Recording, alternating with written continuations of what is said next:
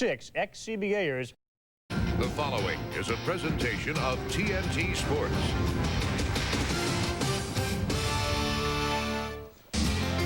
Over the years, the National Basketball Association has produced and showcased a multitude of legends and heroes.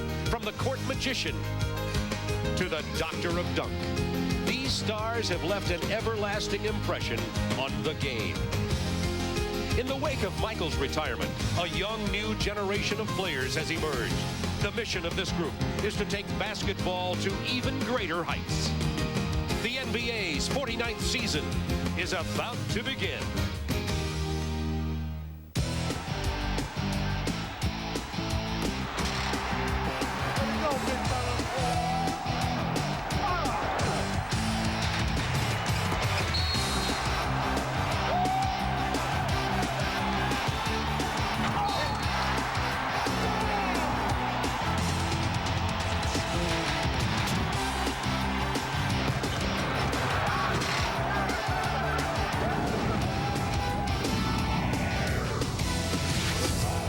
TNT's season opener doubleheader, the Bulls and the Hornets from the United Center. Then to Yokohama, Japan for the Blazers and the Clippers as the NBA for 94-95 kicks off.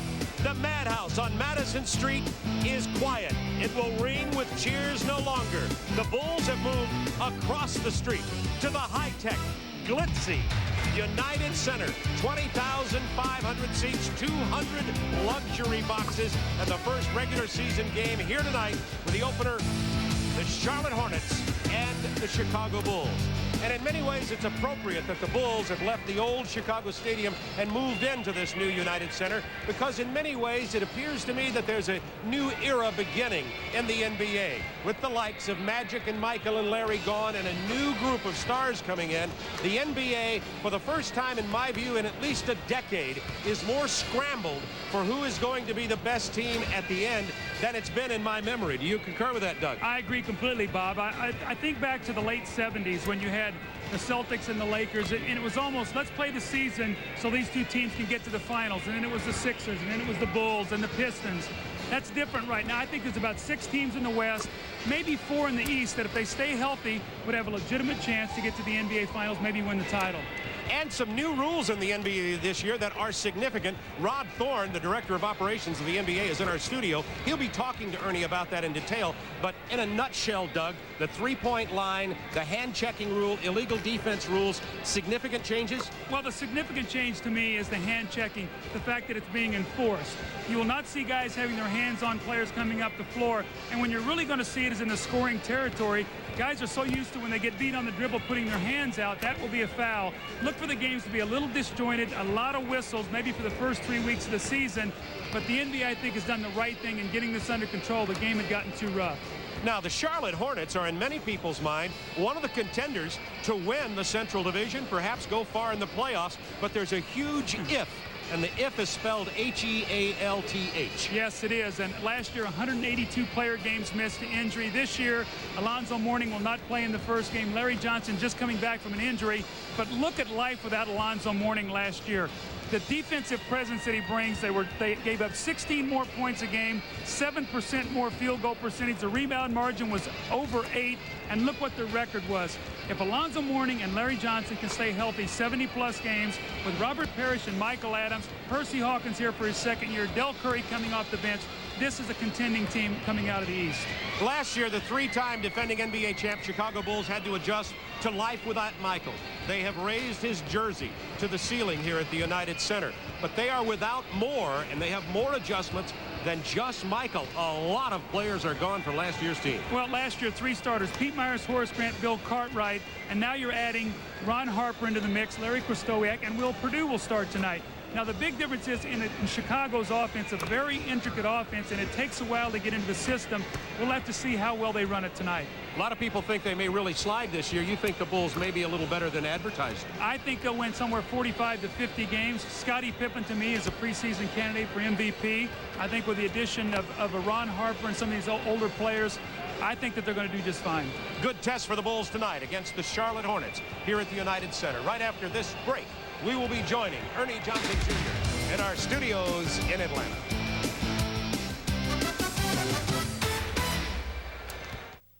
Very big night in Houston. It is ring night. The champion Rockets getting their hardware from last June's Game 7 win over the New York Knicks when they were crowned NBA champions.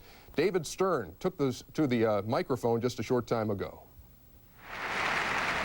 It was a long time in coming, but your Houston Rockets had quite a year last season.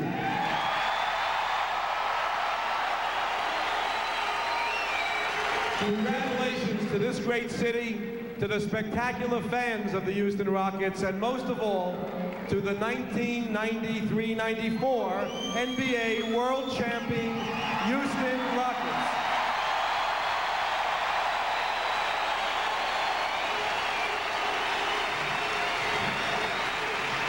Gene, let's start the season by giving out the real rings. Okay, thank you very much, Commissioner. Indeed, we will. So that was David Stern moments ago. Now we go live to the summit in Houston, Texas.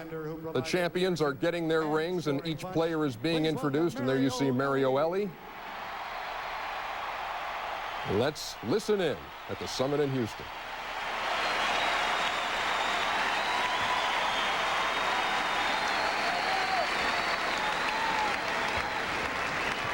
The three-pointer heard around the world in Game 3.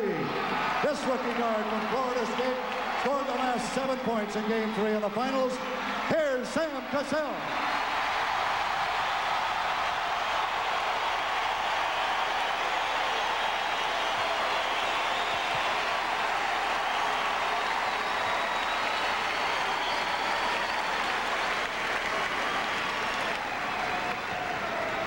He's well known for his shooting ability beyond that three-point stripe, averaging almost 14 a game in the playoffs last year.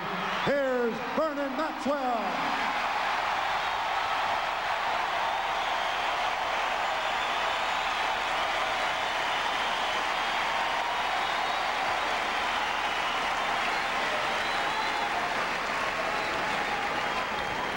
This North Carolina guard, one of the most accurate outside shooters in the league, led the league in shooting 2 years ago, had a great series against Utah, came up with key baskets in the finals. Please welcome Kenny Smith.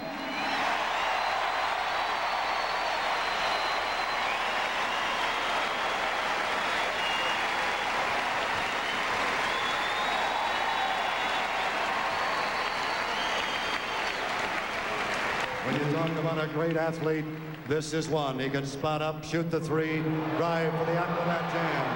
He had big games throughout the playoffs. Here's Robert Ory.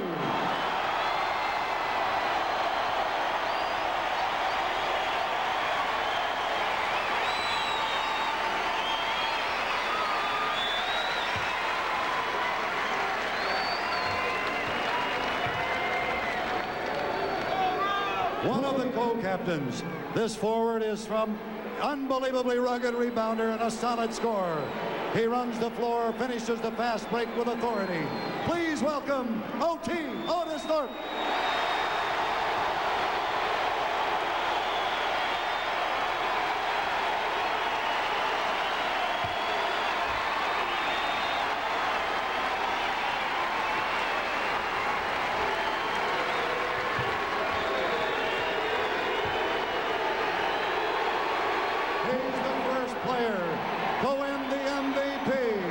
Defensive Player of the Year and MVP in the NBA Finals in the same season. Ladies and gentlemen, the Green, Hakeem Olajuwon.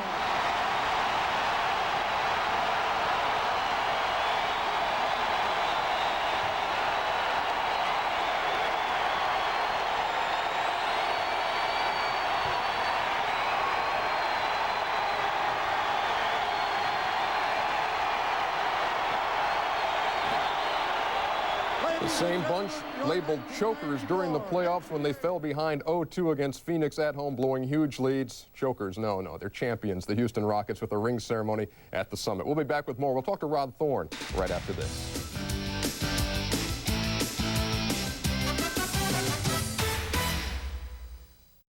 Let's go again.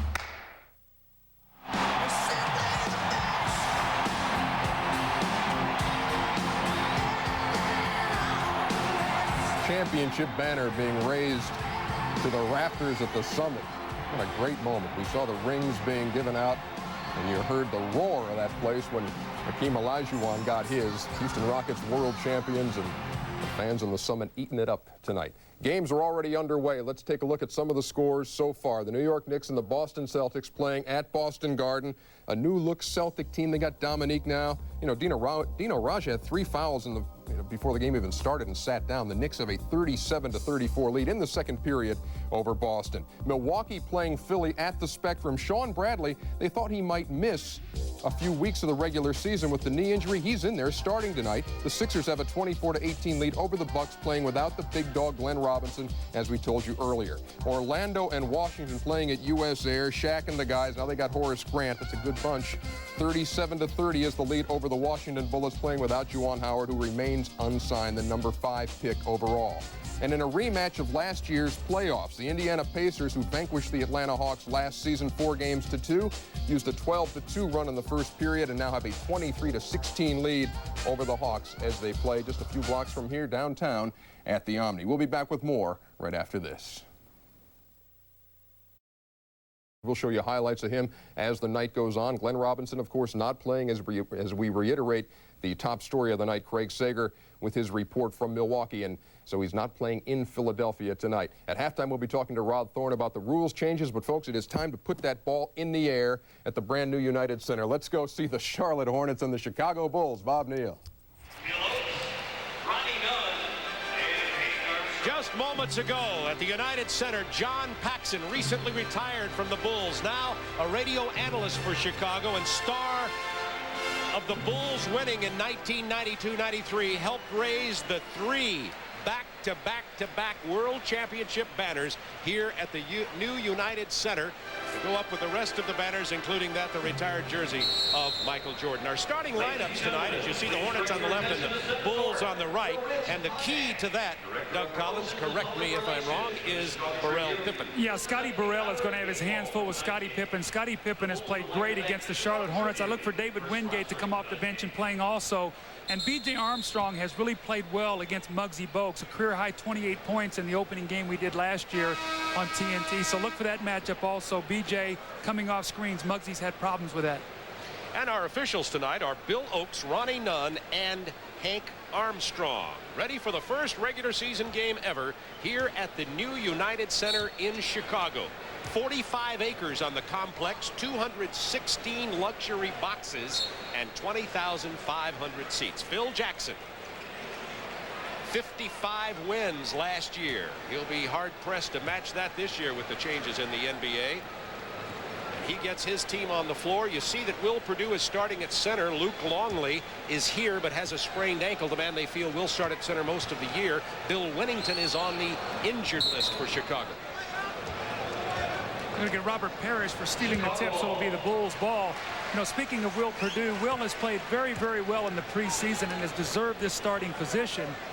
He's an excellent passer and has been very active on the offensive boards in the preseason. So look for them to go through Will in the offense. Scottie Pippen down inside of Krystkowiak. The Bills 2-0. And the Chicago Bulls go to the replacement for Horace Grant. Larry Krystkowiak early.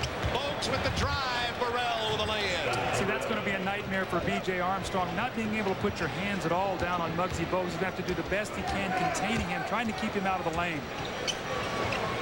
Scottie Pippen out on the wing.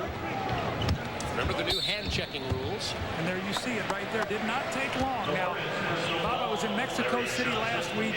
In the second half, the players did a better job adjusting. The first half, there were more whistles, and I think that has been really the trend all of the preseason. First 30 seconds of the NBA season on TNT. We get another call very quickly. Another hand-checking call. And that's 2 on Larry Johnson in less than a minute. That is the significant difference in the way that new rule is going to be called this year. It will really make a difference in games. That was Larry Johnson's second foul already? In less than a minute. Oh, my goodness. Well, you can see that Larry Johnson looks really big. He's not in any kind of playing shape, I don't think, at all right now. Ron Harper, new Bull, misses the layup. Perdue with the rebound, back up strong. Doesn't fall. Bogues splits the defenders. See, you can't put your hands guns down on him, so he's going to just take the ball right at B.J. Armstrong. I think you're going to see more double teaming out on the floor than you've seen in recent past. Muggsy Bogues, shortest man in the NBA at 5'3". Armstrong from the perimeter. That's where B.J. has been very effective. Coming off screens, Muggsy Bogues terrific on the ball defender, but you can screen him. Tied at 4. Robert Parrish goes to the left hand. 3-second call, which is something else that will be called more carefully this year, we understand. You see Muggsy Bogues taking the ball right to B.J. and Scottie Pippen. Neither one of them closed down the gap, and Muggsy right all the way to the basket for the layup. You may notice a haze in here. There were fireworks at the introduction of the team. We've got the hand-checking call this time on Muggsy Bogues, who's saying, no, I used my forearm. Bill Oakes didn't see it that way. I tell you what's going to happen here early in the season, too, is free throw shooting is going to play a major key in a lot of these games. Charlotte, 3 team fouls. We've only played a minute and a half, so 2 more fouls, and the Bulls will be in the penalty the rest of the quarter. Tied at 4. Pippen defended by Robert Parrish from Boston to Charlotte. There's 4. Stripped up the ball, and that's 4 quick fouls, and 2 fouls on Bogues and 2 on Larry Johnson, and we have played just a half in this game. I'm surprised Alan Bristow will not go to the bench, maybe bring in Michael Adams. He's got 2 starters now in a minute and a half that have 2 fouls each, and he's yet to substitute. Ron Harper off the curl. Ron Harper has really struggled in the preseason getting adjusted to this triangle offense. He's not a great jump shooter, so he must get to the basket to get some easy scores. Shot 31% in the preseason. Illegal defense. We've had a little bit of all the rules called already. Well, let's talk about the three-point line. 22 feet as opposed to 23.9. We've seen the stricter enforcement of the hand-checking rule, and the illegal defense. There's no longer the little gap that you have, the 2.9 to fake the double team. Now you must go double team immediately. You cannot straddle the free throw line or it will be an illegal defense. If you understand that, then you are a hoops junkie. That foul on B.J. Armstrong. You do know basketball and are capable to get a coaching license. Yes. I mentioned there's still a haze in this new United Center because they've shot off fireworks here at the introduction, and the air conditioning system hasn't cleared out the smoke yet. It just doesn't seem the same being in here. I know this is a great building, but all my memories are at Chicago Stadium. Oh, aren't they ever? Larry Johnson gets the pass inside. Likewise with myself. Beautiful place, though. 20,500 seats, over 200 luxury boxes. Stoliak left-handed hook in the paint, and Larry has 4 points early.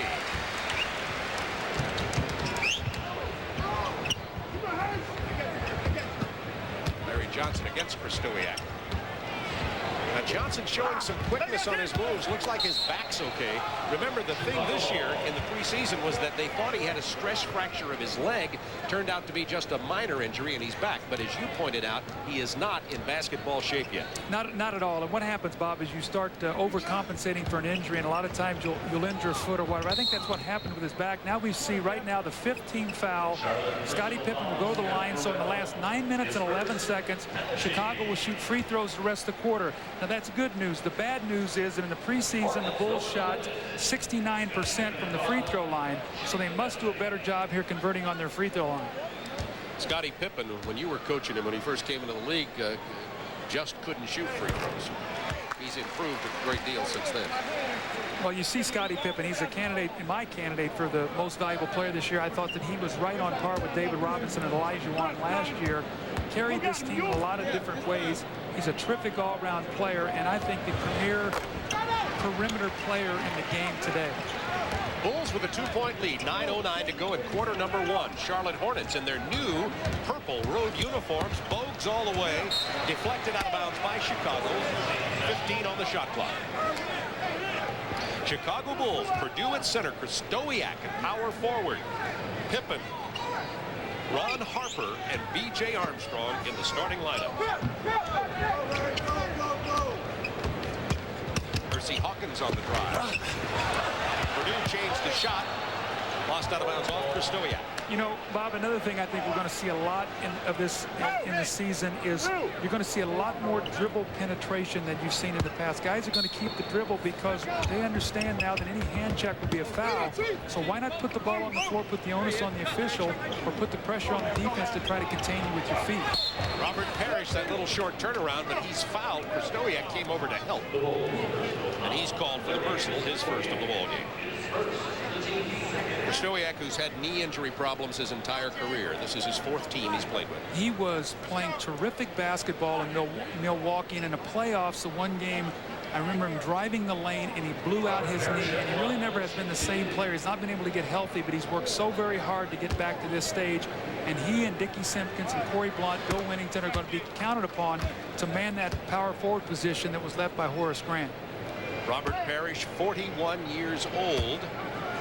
He's older than his coach. Well, he just became a grandpa, so he's grandpa, and we got grandmama out on the same team, and I'm sitting by a guy who's going to be a grandpa here pretty soon, but who is not playing. El Abuelo.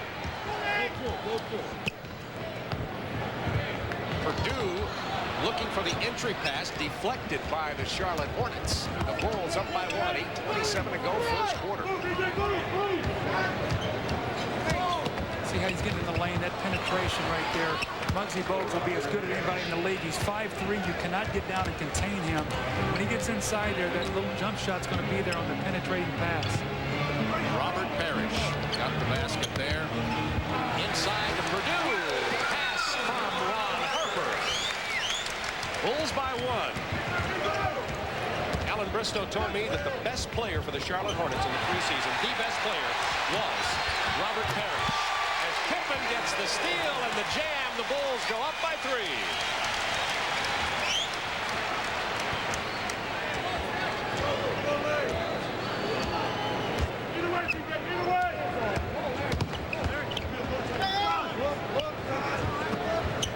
Scotty Burrell off to Parrish. How about Robert Parrish? He loves that little baseline spot. Burrell back in strong. Purdue with a big strong board. Out to Pippen on the run. Krzyzewski. The Bulls by 5. To go first quarter. Muggsy Bogues, one of the quickest point guards, and if he gets a little tired, they bring in this year Michael Adams. Yeah, he will definitely keep the pace of the game up. Last year when they went to the bench, the game slowed a little bit. Tony Bennett, an excellent shooter, but not the speed to push the ball up the floor. 3 seconds to shoot. Harper with the steal. Nice save. B.J. Armstrong all the way alone underneath. Krzyzewski handed the ball from B.J. Armstrong. Now that was a great play by B.J. Armstrong. A very unselfish play. He had the layup and rewarded Larry Krzyzewski. That was great. 8 straight points from Chicago. What if the Cat in the Hat?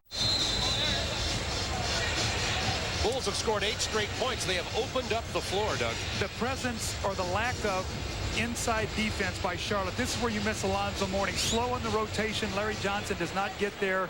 Robert Parrish helps. No one helps him. And then Pippen with the steal. Scottie Pippen, one of the league leaders in steals. And then the layup by Larry Krzyzewski to follow that up. He's 4 for 4 in his debut. 8 points. 3 layups here to start this quarter. Percy Hawkins, offensive foul called against Robert Parrish. That's another thing that they're going to watch this year is the illegal screening. You cannot move your leg, your arm. You cannot get into an unnatural screening position. So, Bob, we've run the gamut here in about 6 minutes and 30 seconds. Kind of a clinic. This is the film that they sent around to the league here to show what they've done. So. Misses the short jumper, and Bogues has the Hornets running. Hornets want to run. They're an active team. They play that passing game offense. See, Percy Hawkins been very quiet. They need to get him some shots. Last year he got lost in his passing game as we see Scotty Burrell bury the little medium range jump shot. Krzyzewski into Purdue. Offensive foul on Will Purdue. We have 5:49 to go in the first quarter. Bulls are up by 5. That's the first on Will.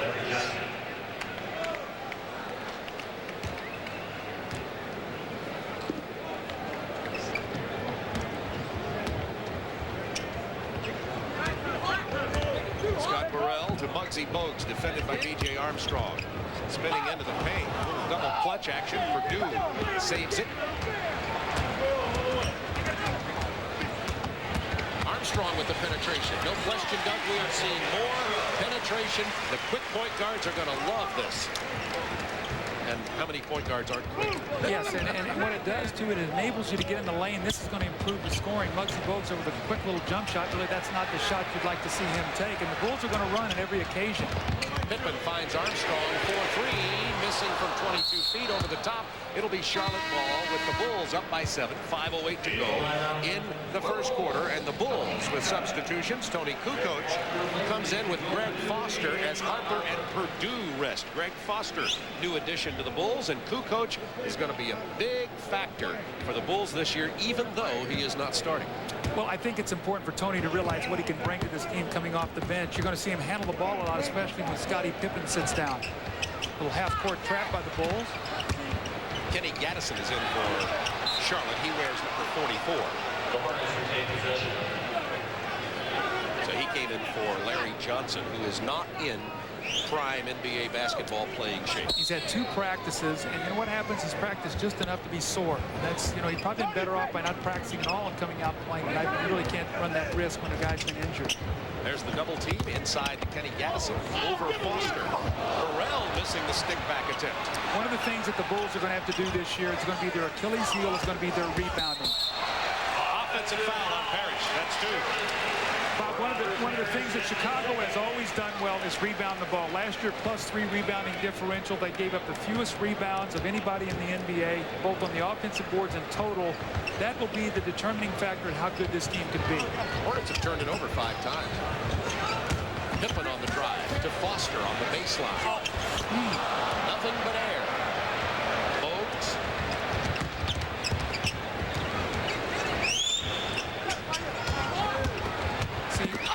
Hawkins hammered as he drives.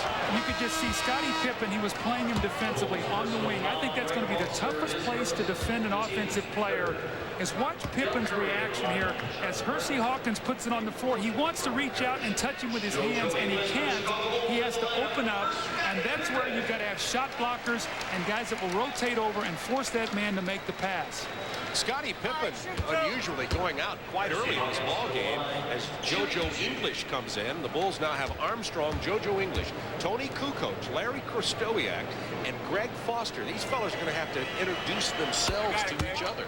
Well, you've got Tony and BJ on the floor. They're going to have to handle the ball right now because JoJo played a little bit last season. Larry Krystkowiak is new, so is Greg Foster. So BJ and Tony must be the leaders as they run their offense.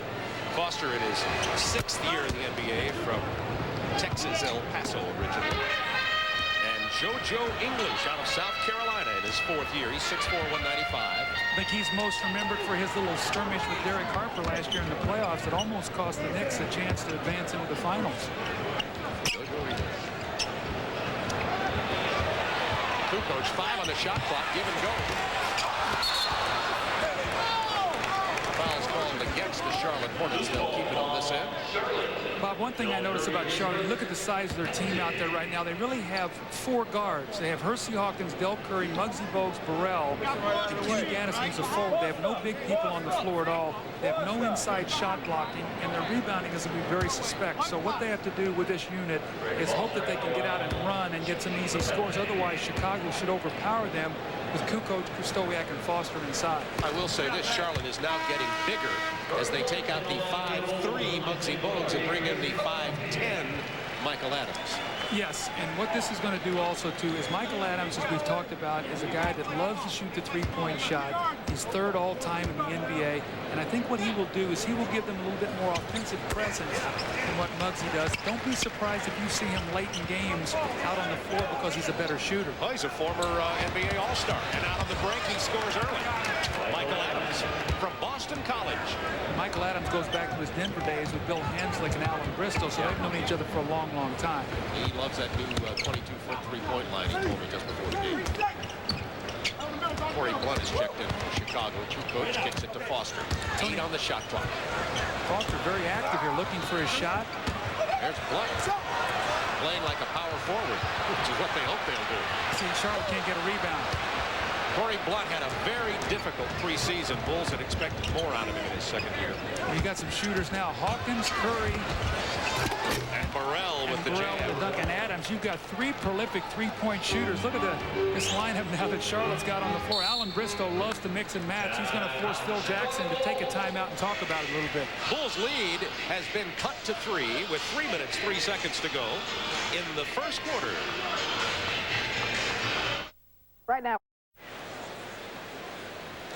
Alan Bristow, and on his right you see John Bach, a new assistant coach with Charlotte, formerly of the Bulls. And speaking of Charlotte, here's what happened last year. They just missed the playoffs as they went 8-1 down the stretch. Yes, I think the one thing that stands out to me is in the scoring differential. They gave up 106 points a game, and in the 6 years that Charlotte has been in existence, they have never had a positive point differential. So their opponents have outscored them every year. Very difficult to go very far like that in the playoffs.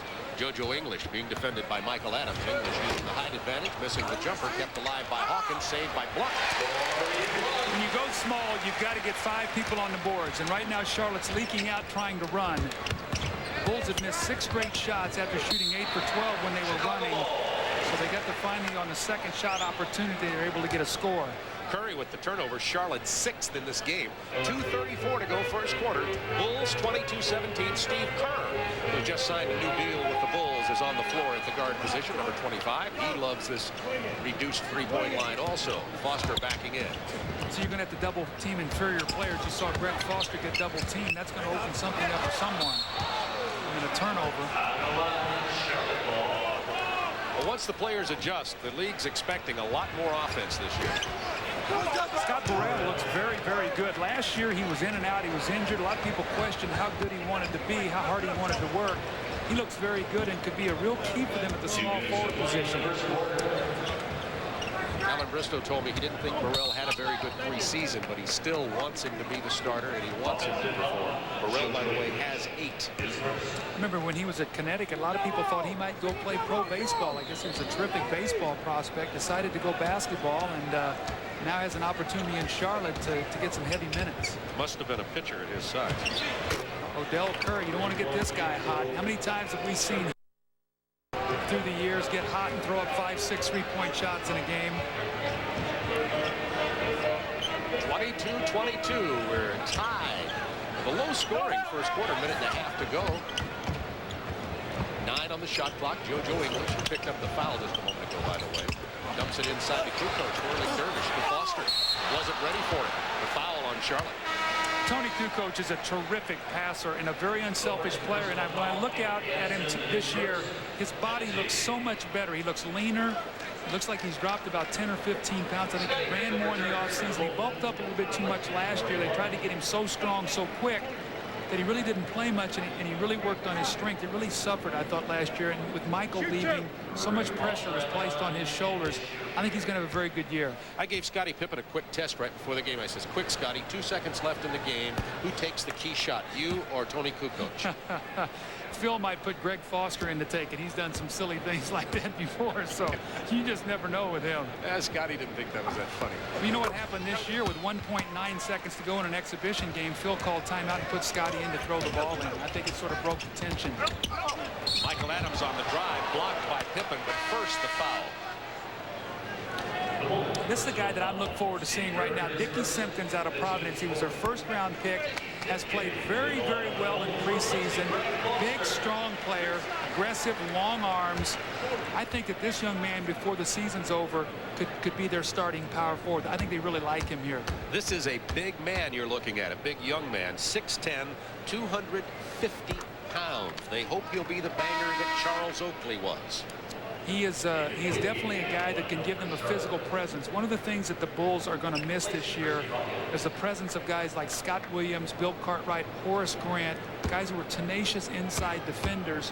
When you look at their team right now, other than maybe a Larry Kristowiak, they really don't have that power banger inside. That's an area that they must get better. David Wingate now in the ball game. He'll be defending Pippen for the remainder of this minute, 10 seconds of the first period, and the Hornets have regained the lead, 24-23. Steve Kerr, who the foul was called on. Well, you called that last time. Set the pick.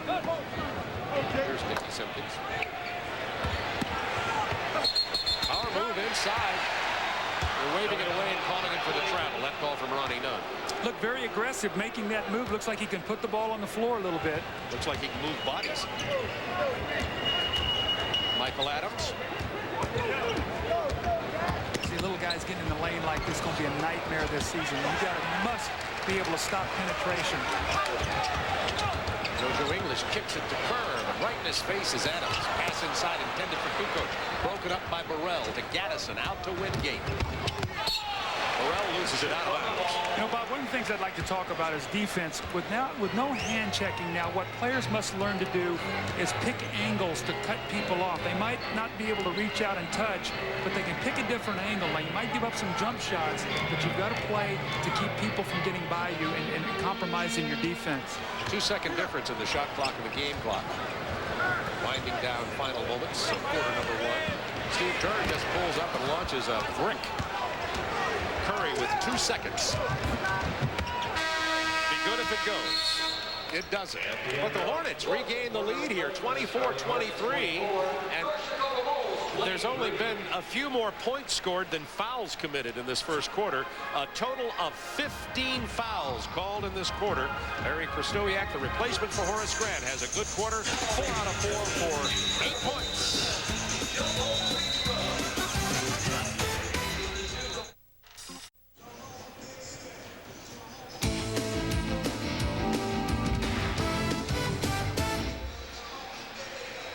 Just outside the entrance to the new United Center here on West Madison Street, Chicago, is the Michael Jordan statue. Inside, the Michael Jordan retired number 23.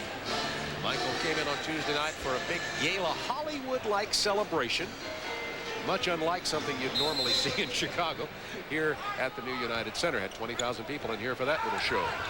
Well, as we look at the first quarter statistics, one of the things that jumps out, the Bulls 9 of 21 for 43%. They missed 8 of their last 9, but when Phil went to his bench, the bench shot 1 for 8. So that's where the disparity in the numbers. Actually, they were well over 50% with the starters. Michael Adams has it broken up. That was Dickie Simpkins who broke it up. Here's Kukoc on the run. It's 8 turnovers now for Charlotte. Offensive foul called on JoJo English. JoJo's in an oversized uniform here tonight. He looks like he's either lost weight or his uniform doesn't fit. We talk about the three-point line being closer this year. In that first quarter, you talk about 2 teams who really utilized only 4 attempts. There's number 5 right there. And Del Curry has both of the makes. They're now 2 for 3. Del Curry, I'm telling you, you don't want to let that guy get off. He is such a quick release coming off those screens. NBA 6th man of the year last year. Kukoc just inside the three-point line. Can't get it to go, but Gaddison. Off bounds, out of bounds off of Scottie Pippen. It'll be Charlotte ball. And the Hornets have built a 4-point lead, 27-23. The Bulls have been up by as many as 7, and the Hornets now up by 4, their biggest lead of the game. One of the things this new Chicago Arena United Center, they do not have the kind rims the stadium used to have. They used to have great rims. I don't like these shooting rims at all. Too tight. You would. Kukoc to Pippen. No-look pass broken up, intended for Simpkins. Back comes Curry. Good transition defense by Kukoc there. Out of the corner, Michael Adams. That's a 3 for Michael. He has 7 points off the bench. All you need to do is talk about something and start happening. He says 2 quick three-pointers. I just said that they weren't utilizing it much. The Bulls in the preseason in '93 shot about 6 3-point attempts a game. This year they've been taking 14 a game. See, Kerr was in mode there too, so. He was. 3-second violation. You know what I've noticed in the 2 games that I've done now is it's been games of spurts. We were in Mexico City in the San Antonio-Houston game last week, and it was an 8-0 spurt, a 10-2 spurt, a 9-1 spurt. And tonight it's been that way also. Charlotte with a little run. Chicago came back, and now Charlotte once again on the attack. Larry Johnson back in, hard to the hoop, and Brent Lamar gets the lay-in on the reverse. Larry Johnson, and Charlotte is now on a 15-1 run, and it's going to be 17-1 with the steal and the lay-in by Del Curry, and it is an 11 points Hornet game as they extend the defense. See, really no true ball handler in the game other than Scottie Pippen right now. This is the difference in this team. We've got Kukoc who can handle it, but for the most part, obviously Scotty in the lane with the offensive foul. But teams are going to take advantage of extending their defense against the Bulls a little bit more if only Scotty's going to handle the ball. Pippen's first personal foul. The Bulls have 11 turnovers. They've committed 5 this quarter in 2.5 minutes. Adams lightning quick. Boy, the combination of being able to come in 1-2 with Bogues and Adams is going to cause problems. Wingate, bad pass intended for Larry Johnson, who didn't even see it. Here comes Kerr. The pull-up for 15. Steve Kerr is just starting to get his legs back. The two-a-day practice has really wiped him out. He did not shoot well early, but now he's starting to get his shooting touch back up to about 43% in preseason, but he really struggled about the first 4 or 5 games. It took Chicago nearly 6 minutes to get a field goal. That was their first hoop in the last 5 minutes and 50 seconds, and now Charlotte with another turnover, and the Bulls will inbound it as Ron Harper is back in with Kerr, Kukoc, Scottie Pippen, and Dickie Simpkins. 21 turnovers in this game already. Well, it's the beginning of the season. New rules, new adjustment, new players, new faces. Pippen. Tough matchup for David Wingate. Scottie Pippen at 6'8" with a long arm. Wingate at about 6'5", so if they let him post, they're going to have to come back and give him some help. Pippen's averaging less than 20 points a game in the preseason, but he wasn't playing all that much. Pippen with the block shot. Simpkins back to him. I like Dickie Simpkins' activity early, the rookie. Pippen from downtown. Kukoc bothered Adams. Then bullet pass went out of bounds, intended for Simpkins. Here's the post-up of Scottie Pippen. See, they clear weak side, nobody on the backside to help, and David Wingate just mismatched inside with his size. We have a timeout for Charlotte wearing their new purple road uniforms. The Hornets up on the Bulls 34-27. When the sun goes down, TNT is going to heat up the night. Now, what do you do on the road? Oh, man, you don't drive on it. Delivery boys drive on it. I take the Volkswagen Golf. It hugs it. It caresses it. It takes it out for dinner, and then it calls it back the next day. All with a Medtronic tuned engine that puts it in a class all on its own. I'm talking about German engineering. I'm talking safety. I'm through talking.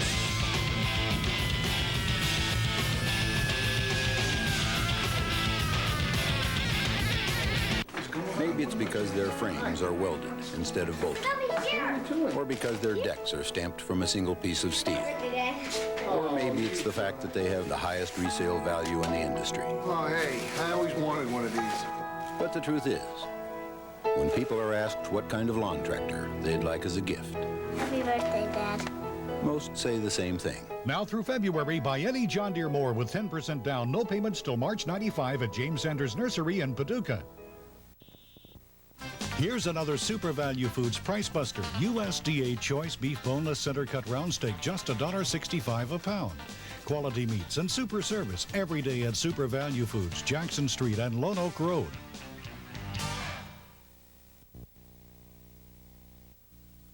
Provide life-saving information in an emergency. To learn more, ask your pharmacist or call 1-800-ID-ALERT. That's 1-800-ID-ALERT.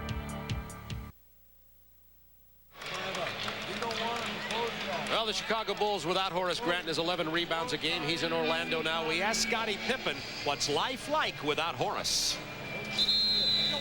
We've seen guys come and go here, and, you know, we realize that's an opportunity for a lot of new guys or some other guy to step up. It's going to be a lot of time shared between Dickie Simpkins, Corey Blunt, and Larry Kosoviak. And, you know, we feel like with those three guys, they're not going to be as good as Horace at that position, but as long as they can stay consistent and stay stable, then we'll be fine in that position. All three of them have played, Kosoviak, Simpkins, and Blunt so far. Kosoviak with 8 points there. I think Ron Harper is going to get called with a foul on Del Curry. And you talk about bench production. Curry and Adams have combined for 15 points. Curry 8 points in 8 minutes. Adams 7 points in 8 minutes. So one of the things that Charlotte's always been able to do is score points. And I've said all along that the key for them to going any further in the playoffs, Bob, is going to be their interior defense, their commitment to rebounding, and their ability to stop other teams in the last 5-6 minutes of the game. Wingate.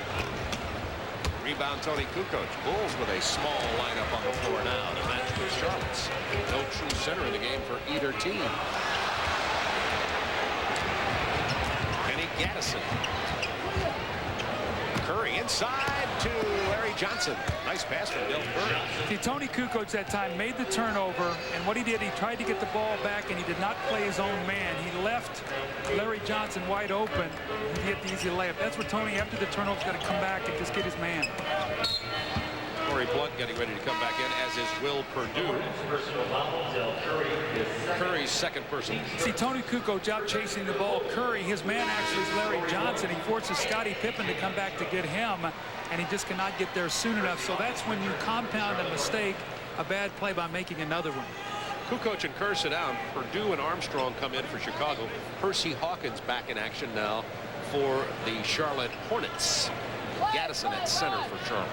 Look at the turnovers, the points off turnovers there tonight. 19. Hornets by 9, 7:30 to go, first half. Nice help there by Gaddison to shut down Harper, who just stayed with it and gets the jump hook to fall. Harper's first basket of the game. He is 1 for 4. Percy Hawkins, nice pass inside to Gaddison. Another turnover here by the Bulls. A careless inbound pass, and it costs them 3 points. Marshall Adams with a steal. Adams now with his second three-point shot.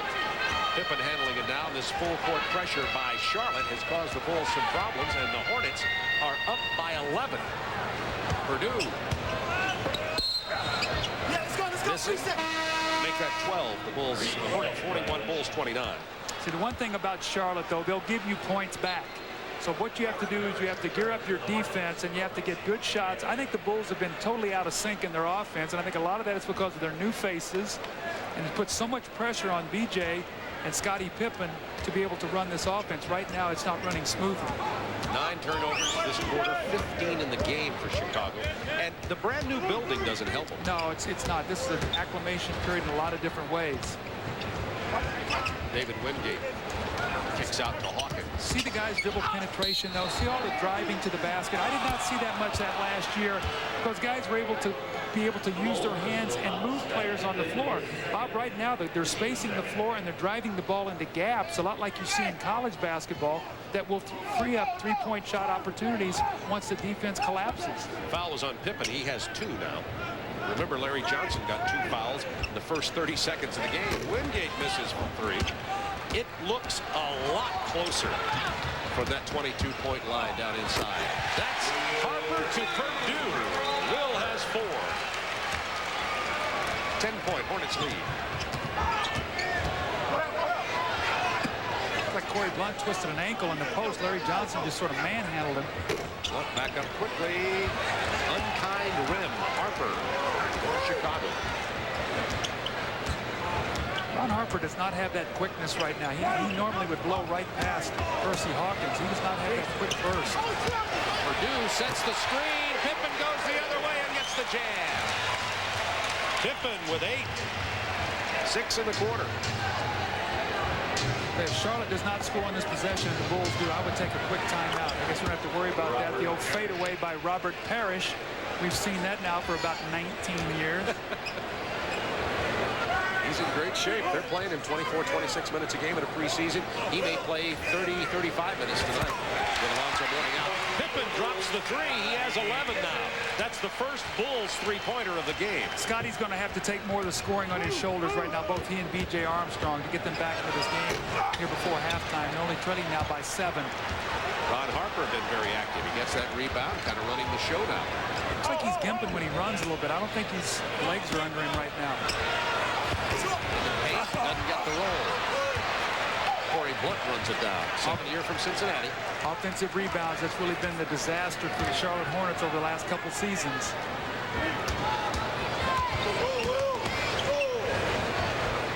Harper, 4-3.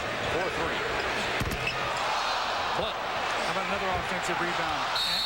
Perdue over the back. That'll be a loose ball on Will Perdue. Don't forget, at the conclusion of tonight's game, Doug and I will be selecting the Budweiser player of the game. Corey Blunt keeps offensively rebounding like this. He's a candidate. Yeah, he's got to convert, though. Right now, he has the 5 offensive rebounds, but only has 1 field goal, so you've got to start converting some of those for points. Struggling with his shooting all during the preseason.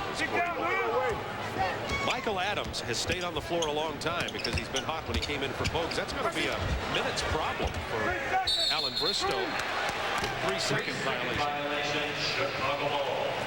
Yes, it is, and you know, and Alan knows that a little bit, but he's hoping that both Muggsy and Michael Adams will be able to coexist minutes-wise. Muggsy's always played about 35 minutes a game, and if Muggsy will accept the fact that this will lengthen his career and also help the team, I think that he'll be able to do that. He's about to come in now, speaking of Muggsy Bogues. 43-36 Charlotte, 4:05 to go first half. Bob Neal, Doug Collins with you. Season opener on TNT. I think Scottie Pippen wants to post against Wingate. Let's see if they can get him the ball. Got a double team. Tried to get it to Blunt. Broken up. Nice defense by Charlotte. Here comes Adams. He is lightning. Good passer. Wingate kicks it out. Hersey Hawkins. Purdue to Pippen. Hersey never really had good grip on that when we let that one go. Pippen misses from long range. Loose ball foul. This time it's going to be on Charlotte. Charlotte they just cannot defensive rebound the ball. You've got Will Purdue active, Pippen, Corey Blunt around the offensive boards. Robert Parrish trying to do his share, but Larry Johnson has got to get back on the boards, as does Hersey Hawkins and Scotty Burrell. Again, Bobby, talk about you must get 5 guys rebounding when you're not a good rebounding team. When you like to run, you leak out and you think about fast breaking before you get the ball. Pippen down to Purdue and back out for the 3. Run down by Harper. Another offensive rebound. See, this just kills your defense. It makes you stay down here for anywhere from 24 to 48 seconds. Purdue back to Harper. Purdue with the loose ball. Another offensive. Here's another offensive. Block, but they're going to call goaltending. Count the basket. Bulls got 6 shots at the basket before the goaltend. All you have to do is look over at Alonzo Mourning on the bench and say, when we get this guy back, hopefully things will change. Yeah, Will Purdue with 6 points in this game. And speaking of Purdue, he's been relatively productive as you look productive in the preseason. Purdue playing 18 minutes a game has been scoring 8.5 points and rebounding 5.5. And that's not bad.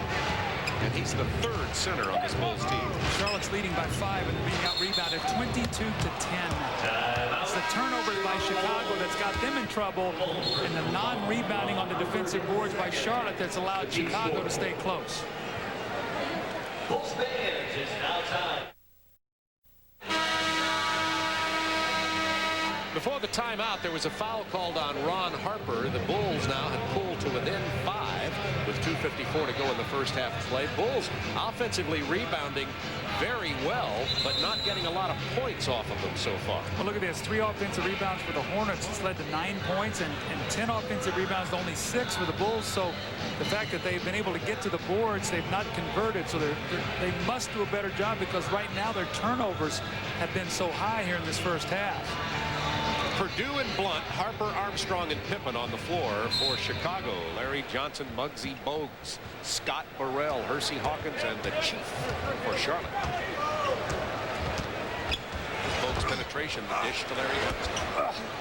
Pippen stripped away by Burrell, who misses the intended bounce off. Blunt, big jam from Scottie Pippen. Blunt with a monster jam from Pippen. Game of spurts. It's now Chicago on the run, trailing by only 3. Chicago on a 6-0 run. That was blocked by Blunt. Kept alive by Purdue. Back inside Hawkins, stripped by Armstrong. Intense interior defense by the Bulls. Pippen isolated against Larry Johnson inside. Missed the short jump. Bulls within 3. 3 seconds once again. I think 1 extra pass. You bet. Here's the dish from Pippen and the slam by Corey Blunt. Scottie Pippen does this beautifully. He keeps his dribble just the right time. He times this up nice. Corey Blunt with a strong finish. And we've seen this from Horace Grant. This is one of Horace Grant's specialty. 4th man down running on the break usually can be the most lethal guy, because you'll cover the other 2 players who are running on the lane. Corey sits down, and Tony Kukoc checks back in for Chicago. Kukoc has yet to score in this game. The Bulls have pulled to within 3. Charlotte had led by as many as 12. See, Hersey Hawkins has been very quiet tonight. He has only 2 points. He's had 4 or 5 opportunities around the basket that have been stripped at the last moment. He's 0 for 4. 10 on the shot clock for Chicago. illegal defense called against Charlotte. That's the first call of the game against the Hornets.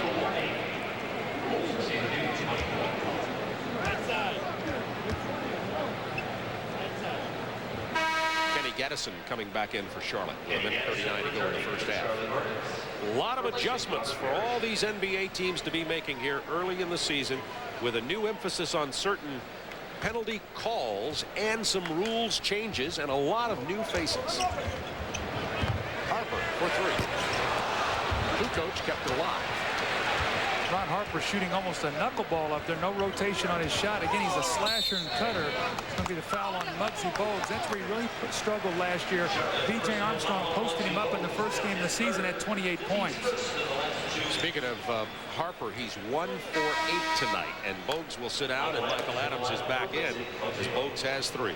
I have felt that all along that for Ron Harper to be really successful, this Bulls team, they're going to have to run and get him into the open court. That's really when he was at his best at Cleveland.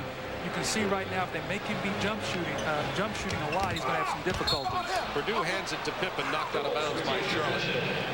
Now, Phil Jackson told me that Ron Harper has not adjusted well to the triple post offense at all. He says he just has not made the adjustment. Lob into Harper. Purdue got the loose ball and the big jam. Purdue has 8 first-half points.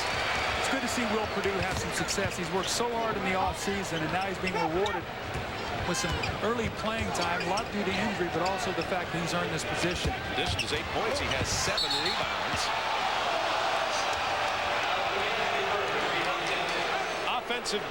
Defensive basket interference, count the hoop, 45-42 Hornets. Coming up at halftime, the Reebok halftime report, Ernie Johnson in Atlanta. The NBA's VP of Operations, Rod Thorne, will review the NBA's new rule changes. We've seen the clinic here in the first half. Also scores and highlights from around the league, including Knicks, Celtics, Pacers, Hawks on the Reebok halftime report. B.J. Armstrong, that's a 2. He stepped on the line. B.J. shooting the ball so confidently, and Ron Harper made the extra pass to free B.J. up after the double team in the post on Pippen. Hornets led by 12. Now the lead cut to only 1. Burrell open from long range. Larry Johnson spins inside Kukoc. Ron Harper is there. He's done a nice job on the boards, Harper has. He's come back and probably got 3 or 4 rebounds. 6 total in this first half. Well, that's a nice job. You get your big guard back getting 6 rebounds. You're doing a good job. It's a 1-point game with 14.6 seconds remaining in the first half, and the Bulls call their timeout. And Ron Harper was so happy, in his words, to be rescued from the Clippers to come to the Chicago Bulls. And he's been active, even though he's struggling with his offensive game. It's important that you must play both ends of the floor if you're not scoring, and Ron Harper is doing that. He's done a good job on Hersey Hawkins, who's only at 1 field goal. He has 6 rebounds. Let's look back to the Bulls last year. The Bulls had, remember, without Michael, 55 wins last year. Yeah, and you did it on the strength of their defense. Gave up only 95 points a game. In fact, they were second behind the New York Knicks. They held their opponents under 100 points 60 times. Problem is they had trouble scoring 98 points, which is down 10 points from the era of Michael Jordan when they won the 3 championships. They averaged 108 points a game. 14.5 seconds remaining in the first half of play. Bulls will inbound. The shot clock is off. We talk about the adjustment of the players. In the first quarter, there were 15 fouls called. In the second quarter, only 9. So we can see that as the game goes on, the players get used to the way the whistles are going to be blown. And I think that that's what you're going to see throughout the league all season long, specifically in this first 3-4 weeks. I am all for the changes. I believe they're going to bring back the skill to basketball. Absolutely. You know, strength should never negate skill. Got to remember that. Pippen. Jump hook inside. The Bulls have regained the lead.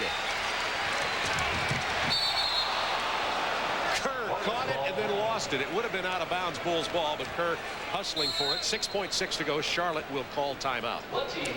Yeah, I talked about Charlotte being a team of spurts. They had the nice run defensively where they forced turnovers. They got out and ran. As the Bulls stopped turning the ball over, Charlotte has had a difficult time scoring, and their rebounding has really been a Achilles heel for them. I said before, they've just got to do a better job, Bob, of cleaning up the board, or their offense is not going to win it for them. Is Alan Bristow's hair getting a little gray? Yeah, Alan is getting a little grayer. It'll happen. Speaking of the point differential, look at this. Well, you've seen, you know, in Allen's first year coaching, they were almost -4. The last couple years, they have come back to being close to even. But as I said before, look at their scoring, 6th, 2nd, and 4th. So their offense has not done it for them. So what they've got to be able to do now is continue to be able to push the ball up the floor and get some early offense. But they must stop the other teams. They've got to bring their field goal percentage, defense down, and the points per game down. So far, their defense has been said in 2 words, Alonzo Mourning. He's, of course, not playing here tonight. Larry Johnson in the paint with 0.2 of a second to go gives the Hornets the halftime lead. That would not count. The Hornets, 47-46, low-scoring first half, a lot of fouls, a lot of turnovers, but already we're seeing both teams adjust as Scottie Pippen gets 9 in the second quarter and leads all scorers with 13. Ernie Johnson will be along right after this.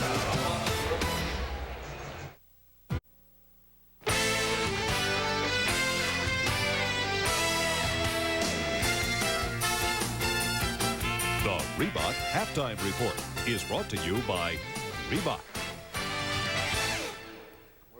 All right, 24 minutes in the books at the brand spanking new United Center in Chicago. The Bulls trailing the Charlotte Hornets by 1. Ernie Johnson in Atlanta with the Reebok Halftime Report. Let us start the opening night highlight reel with the battle in the Atlantic Division. Of course, the reigning champs in that division, the reigning champs of the Eastern Conference, the New York Knicks, more of an up-tempo style this year as they go to Boston Garden to take on the new-look Celtics. The old guard is all gone. Robert Parrish, you've seen him tonight playing for the Charlotte Hornets, and Dominique Wilkins is the big newcomer for the Boston Celtics. Let's go to the Garden, and there's Eric Montross. Got a good look at the rooks tonight.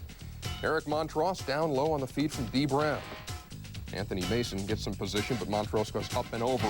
Dominique Wilkins, he had a 14-point first half. How many times have we seen that little fake of the spin move and a fall away in the lane for 2? So we show you a couple of Celtic highlights because the Knicks are killing them. It's 80-69. They are in the third period. New York leading by 11. The Milwaukee Bucks and the Philadelphia 76ers playing at the Spectrum. Sean Bradley starting tonight. There were thoughts that maybe he'd miss a few weeks because he re-injured his knee, but he's in there starting. Milwaukee, Todd Data, Eric Mobley, the number 18 pick in the first round. Sharon Wright was the number 6 pick of the first round. Big guy can play out of Clemson. Sixers with a 4-point lead. And B.J. Tyler, the number 20 pick overall. You don't want to show it to you. 61-60, the Bucks with the lead over the Sixers. They are in the third quarter at the Spectrum in Philadelphia. Orlando and Washington are playing at US Air. It is 77-73, Shaq and the guys with the lead, and O'Neal with a 17-point first half for Orlando. The Indiana Pacers and the Atlanta Hawks at the Omni. The Central Division Championship banner raised. Remember, they won the Central last year, but then they got beaten in the playoffs by the bunch they're facing tonight. Although Mark Jackson wasn't with the Pacers last year, having a good first half.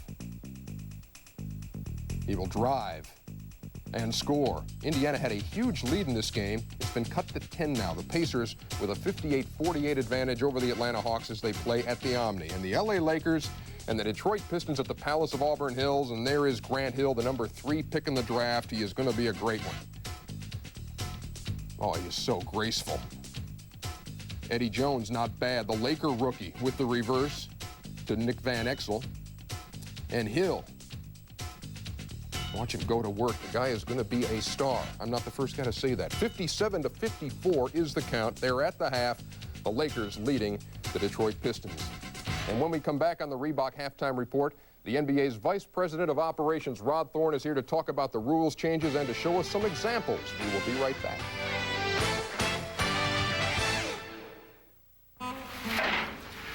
Well, the battery's good.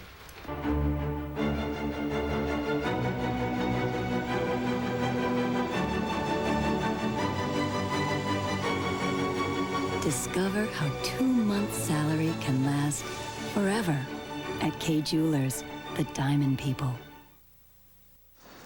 Nothing like a little pregame tailgating, huh, Pigskin Pal? Couple of fans, couple of Egg McMuffins. 2 Egg McMuffins for $2, huh? Mr. Farm Fresh Egg Boy. Mr. $2 conversion. Go for 2, guys. Go for 2 with McDonald's $2 conversion. Convert $2 into 2 hot, fresh Egg McMuffins or 2 towering, tempting Big Macs. But the clock's ticking on this deal, so hurry. What you want is what you get. What do you say we get a couple of Big Macs later on? That's a good call, Mr. 2 all-beef fatty boy. At McDonald's today. We got enough time before kickoff? Oh, sure.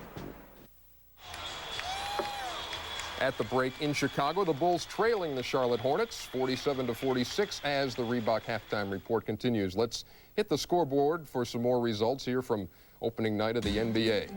They are in the second period, and the Houston Rockets, the defending champs, a 43-35 lead over the New Jersey Nets. Those two met on opening night last year, and the Rockets hammered them. Minnesota and Denver, I don't know, maybe still too early to call on this one. 7-6 as they are underway, the Nuggets with a 1-point lead. It's also early at the Delta Center, Miami and Utah. It's a 21-12 lead for Malone and Stockton and the guys. And this game was supposed to start at 8:30, Golden State at San Antonio at the Alamo Dome, but yes, do not adjust your sets. Start delayed by water cannon. The thing went off after they had indoor fireworks at the Alamo Dome. Don Nelson said, hey, we got hosed, Golden State head coach, and he was right. He also said it was the largest wet T-shirt contest on record. You were talking to the guys, Rod Thorne, about what happened down there. What was the situation? Arnie, I was talking to Russ Bookbinder, who's associated with the Spurs, and they had a pyrotechnics show, and a water main on the third level activated. Had never happened before. They've had many pyrotechnic shows in there, and everybody in the lower bowl got drenched. It's unbelievable stuff. Maybe a rule change next year about indoor fireworks. Let's talk about the rule changes, and you as VP of Operations really keeping an eagle eye on this as you look around all the games tonight. What have you seen? Well, in the Charlotte-Chicago game, we saw 4 hand checks in the first 2 minutes of the game. After that, we had very few. In the other games, we've had very few hand checks. So I think players are getting the message concerning hand checking. In the Atlanta-Indiana game, we've had several illegal defense violations called because of the 2.9 second at the upper zone. Yeah, to explain, I mean, once you commit to go down there and double, you got to go. You can't be back and forth. Yeah, it's much different than last year, and this is really a fundamental change, and I don't think a lot of people have focused on this one. But now, once you go below the foul line, you have to immediately go double team the ball, or you are automatically illegal. Before, you could go below, come back, go below for 2.9 seconds. The other rule change, of course, and we'll talk about it as the night goes on, is the three-pointer. We have plenty of time left. It is a doubleheader tonight. When we come back, we'll talk about Glenn Robinson. What's the latest on the big dog? Craig Sager with a story next.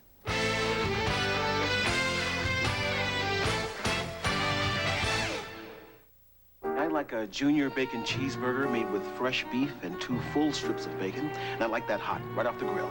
Want it hot? We'll make it hot. Most places don't serve hamburgers hot off the grill. They reheat them.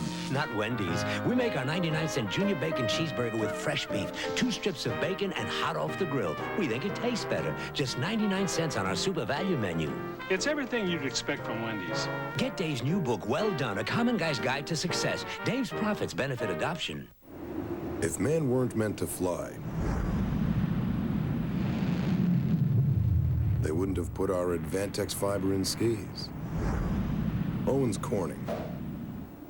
We make the difference. Whoever said now is the winter of our discontent never stood behind our windows. Owens Corning. We make the difference. And welcome back. When the Glenn Robinson saga began, he was portrayed as a greedy athlete seeking $100 million as a rookie. The situation now, he has agreed to a 10-year contract worth $68 million, but he has not signed it yet. There's a hang-up over insurance payments. Will Robinson pay him, or will the Bucks pay him? That's the way things stand right now. He is unsigned and did not make the trip with the Bucks to Philadelphia. Craig Sager has been in Milwaukee. He sat down with Big Dog today and asked him about his expectations for the coming year.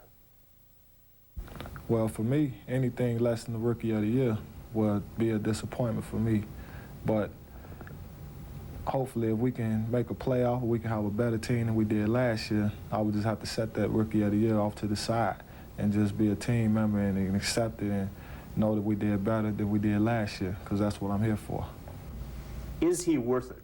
It's a question that's probably going to follow you your entire career. What pressure does that bring to you?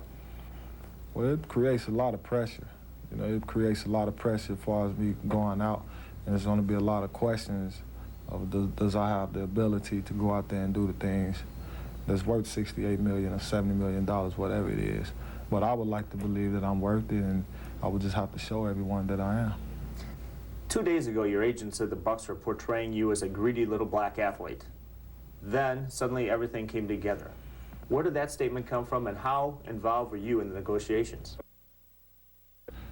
Well, I'm not going to say that the Bucks were trying to portray me as a greedy little black athlete, because I really don't know. I really don't care. But I think when the things started going public and a lot of questions were being raised about where's Glenn Robinson, and I think the $100 million figure was out there. No one pointed out the amount of years that I wanted to play. And that's where all the greedy things came from. But it's not like that, because if I was greedy, I'd still be sitting out trying to get $100 million. The big dog remains unsigned. We may see him right here next week on TNT, a week from tonight, as we show you the Milwaukee Bucks. Still to come tonight, Game 2 of our doubleheader. The Clippers taking on the Blazers. That is from Yokohama, Japan. It's Game 2 of our doubleheader. Right now in Game 1, Charlotte and Chicago. The Hornets by 1, and the second half is just ahead.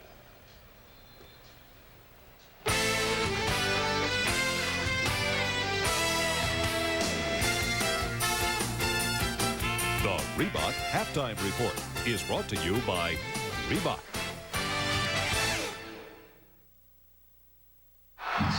Batteries? I made these special just for... Guess not! The copper top tops them all. Want something new with a lot of great taste? Well, I know where they make it. It's down at Long John Silver's now. And who'd have thought they'd bake it? Flavor baked chicken, flavor baked fish. Come on in and get your wish. Long John Silver's, go fish! Metro Ford Mercury announces its 94 model year closeout and its 1995 model year introduction with special financing from Ford Credit or cash back from Ford.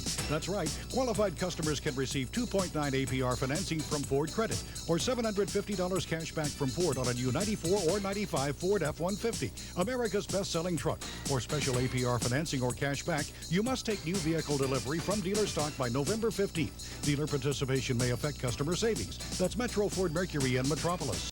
Comcast versus satellite TV. Futuristic TV from this 18-inch dish. I just rent it like Comcast? Oh, no. This equipment starts at about $700. And that's all? Well, to get a second satellite channel on another set is at least $500 more. Will I still get my local channels? You need an antenna. So Comcast puts me on the electronic highway, and you take me back to rabbit ears. Rabbit ears? What rabbit ears? Comcast, the choice that keeps you on the electronic highway.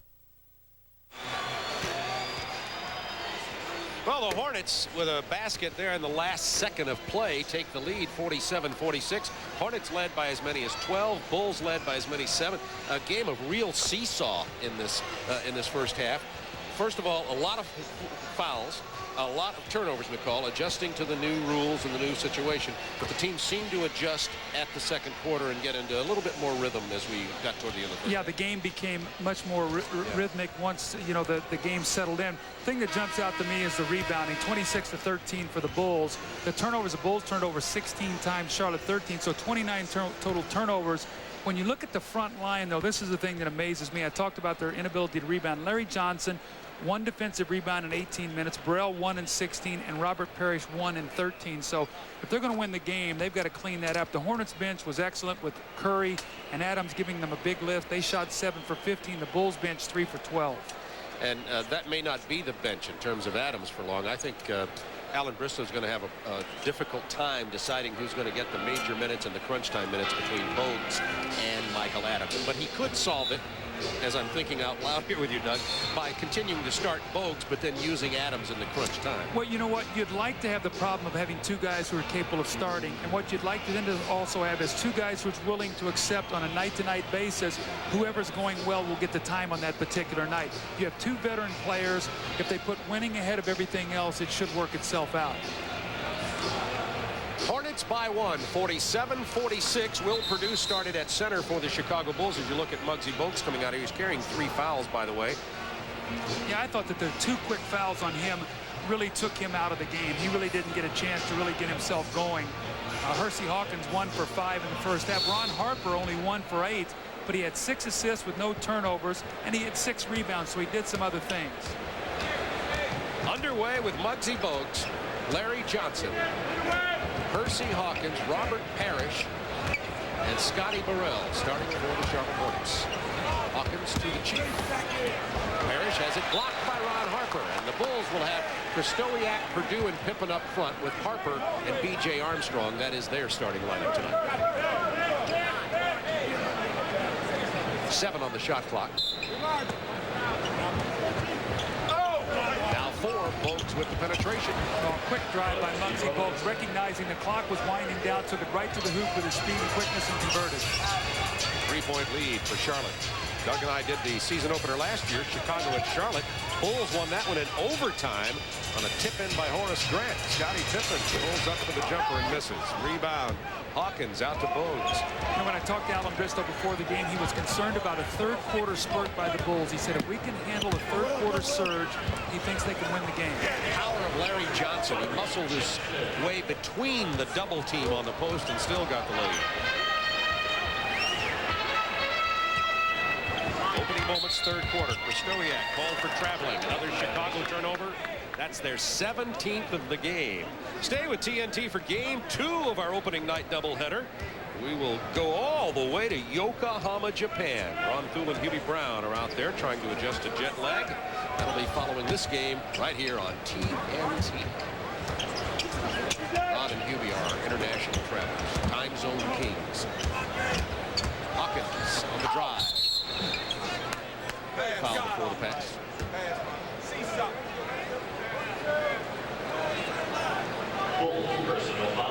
That's the second on Kristowiak. Larry Kristowiak playing at power forward, starting in place of Horace Grant, now with Orlando. You'll see Dickie Simpkins, the Bills' #1 draft choice, come in and play power forward, along with last year's #1 Bulls draft choice, Corey Blunt. Corey Blunt had a big first half, rebounding 5 offensive rebounds as Scotty Burrell buries a 2-pointer. So Charlotte out of the gates quickly here. The Bulls still looking for their first 2 points. Kristowiak post up with Larry Johnson. And he gets the hook to drop. That's twice now he's made that same move. He's 5 for 5 now from the field. He's made that little left-hand move across the lane. And Larry Johnson, you can see, is not even extending to jump with him. He's just really trying to maintain his balance and get a hand up, but that is not affecting Larry Kristowiak at all. 9:55 to go, third quarter. They ask Burrell to go ahead and take it. Will Perdue now has 8 rebounds to go with his 8 points. Bill Winnington on the injured list. Luke Longley, the other Bulls center, is here but has a sprained ankle and will not play in this game. Perdue's been starting most of the games in the preseason. He started here tonight. Kristowiak spinning over Larry Johnson. Perdue misses the rebound attempt. Here is Bogues on the run with Burrell and Johnson out in front. Nice finish by Burrell. Nice pass by Larry Johnson. So the Hornets running here early in this third quarter have pushed it back up to a 7-point lead. 8-2. Hornets run this quarter. Well, they're really going to Kristowiak inside against Larry Johnson. I think hope maybe pick up another foul. He had 2 fouls in about a minute, or even quicker than that in the first quarter. Yeah, in a half minute. 4 on the shot clock. Do the Bills know it? Pippen knows it. My goodness. Scottie Pippen. He is says hand check this. He is such a sensational player. So many years played in the shadow of Michael Jordan. Last year really vaulted to the forefront. Unfortunate he had the incident against New York, because I thought it really tainted a wonderful season for Scottie Pippen. Muggsy Bogues missing from long range. Harper releasing quickly. That's where Harper is at his best, leaking out in the fast break and getting the layups. That's when he was at his best in Cleveland and also with the Clippers. With Craig Elo and Harper and Mark Price were a 3-guard rotation in Cleveland, I thought they were going to win a championship. So did the people in Cleveland. You see what's happened with the injuries to that team. Brad Daugherty's now hurt. Decimated. Perdue has 9 rebounds. Armstrong. He has a nice stutter move around Muggsy Bogues. Off the glass. Nice play by B.J. Armstrong, and the Bulls have pulled to within 1 point with 7:59 to go in the third. And Charlotte's going to get a 20-second timeout. The Bulls on a 6-0 run. Nice fast break here by the Charlotte Hornets. Larry Johnson takes it to the basket. Pippen comes over, the unselfish play to Scotty Burrell. And then Scottie Pippen, recognizing the clock winding down, takes the ball to the basket. Again, no one there to be able to block shots. Scotty with a very strong finish. And then B.J. Armstrong, the little stutter dribble. You see Muggsy straighten up and BJ with a nice little kiss off the glass. BJ now with 8 points. He's only taken 5 shots in the game, so I look for him to be a little more aggressive on the offensive end. They need him to throw up, 17 to 20 points, I think, to be successful on this year's team. In the preseason, and sometimes these stats are misleading, but the Bulls had only 3 players averaging double figures. The Hornets had 8 averaging double figures. Well, you can just see the Bulls are a team that's going to be seeking offense as the year goes on. Their defense is going to have to sustain them until guys get acclimated to running this triangle offense. A lot of new faces. Parrish defended by Purdue. Backing in strong. Hook shot. Ball for the Chief. Oldest player in the NBA at 41. He'll be playing about probably 20 minutes a game, maybe 25 minutes when Alonzo Mourning starts at center. Sometimes I'll be playing Parrish, Mourning, and Johnson at the same time. When he's at his best, he'll be in the last 6 minutes of the game when you can move Alonzo Mourning to the power forward position. Brooks, what a steal. And the basket. I mean, he just completely ran around B.J. Armstrong to steal the ball out of the other end. You can imagine what Charlotte can be like defensively with Parrish and Mourning on the floor together. Kenny Gaddis about to win for Charlotte. Ron Harper traveled. Here's his steal. Look at this quickness. Well, he's so low, he's lower than the dribble. You can't get lower than him. And he made him pay on the other end. Muggsy Bogues kidding with Michael Adamson. I'm trying to get him to move into my classy neighborhood in Charlotte. I live in the same neighborhood as Ric Flair, the recently retired wrestler. So I'm trying to get Michael over in the high red section. Foul on Purdue. We have a break of the action with 6:49 to go in the third quarter, and the Hornets are leading it by 3. The NBA on TNT is brought to you by GMC Truck, the strength of experience.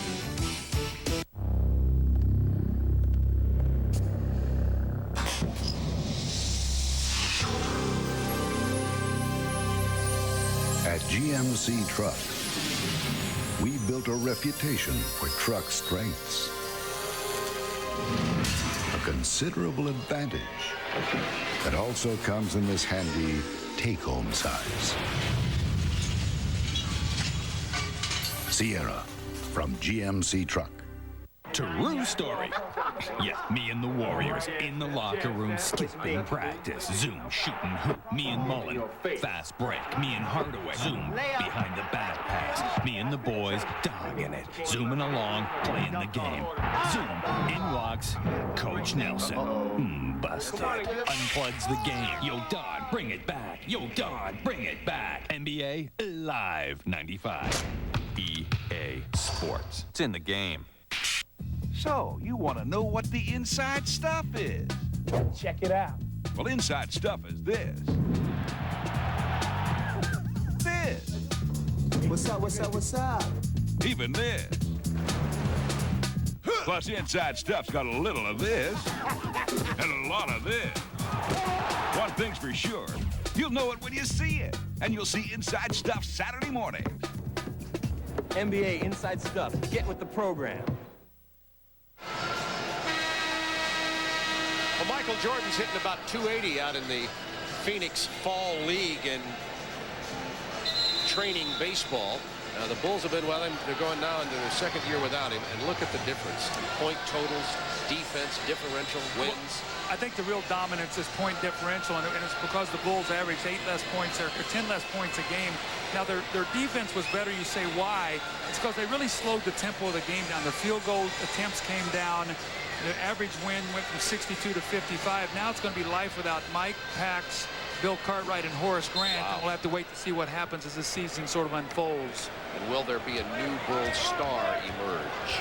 Armstrong and Pippen are really the stars now. That's an offensive foul against Charlotte. You know, we really should talk about Muggsy Bogues. Michael Adams had a great second quarter, but Muggsy Bogues has come in this quarter, given the Charlotte Hornets a real spurt. In a game with 32 turnovers, Muggsy Bogues has none, and he's led the league in the last 5 of 6 years in assist-turnover ratio. Purdue gets it off of that triple post. to Scottie Pippen. Burrell fouls him, picks up his third, and Pippen will go to the free throw line. Interestingly enough, with all the fouls that were called in that first half of play, not many free throws shot. Well, how about 12 in the first quarter by both teams? And since that point in time, in the second quarter, no free throw attempts by either team. So the fouls came down. Neither team took advantage of the early bonus situation. And that was something that I thought Chicago might really cash in on. They were shooting free throws the last 9 minutes of the first quarter. Yeah, this is the Bulls' first free throw since the first quarter. Numbers on Scottie Pippen tonight, only 2 rebounds to go to 16 points. I think Scottie's in for a monster year. I think quietly he's dealt with the possible trade. He's dealt with the 1.8 seconds. He had a lot of little distractions last year. And I look for him to have a great, great season this year. It'll be Bulls ball off the free throw miss. With 6:35 to go in the third quarter. And the Bulls have pulled to within 2. Keep coming.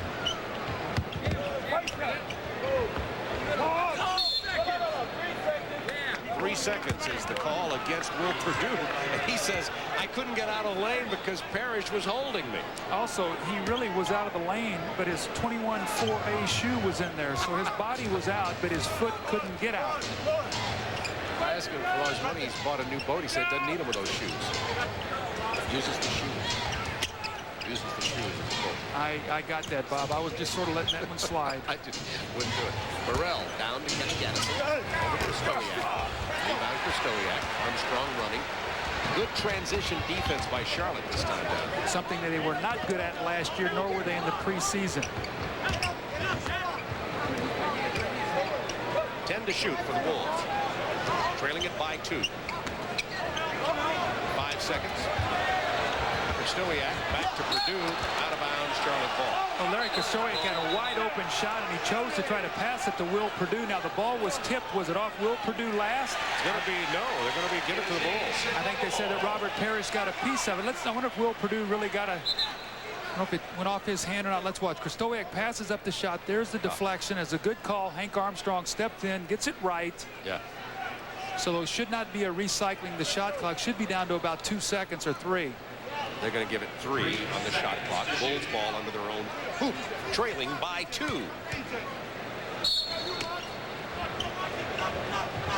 Armstrong, catch and shoot. Outlet to Bogues. Look at this little guy pulling up to shoot the ball. Krystkowiak playing strong at the power forward here in this third quarter. Harper stutter step drive, and he's fouled.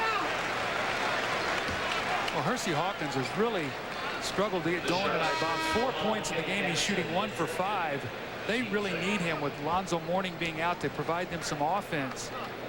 Here's a look at tonight's GMC scoreboard in the first Friday of regular season action in the NBA. The Indiana Pacers, I think they'll win the Central Division. The Lakers leading Detroit. Detroit's going to be an interesting young team.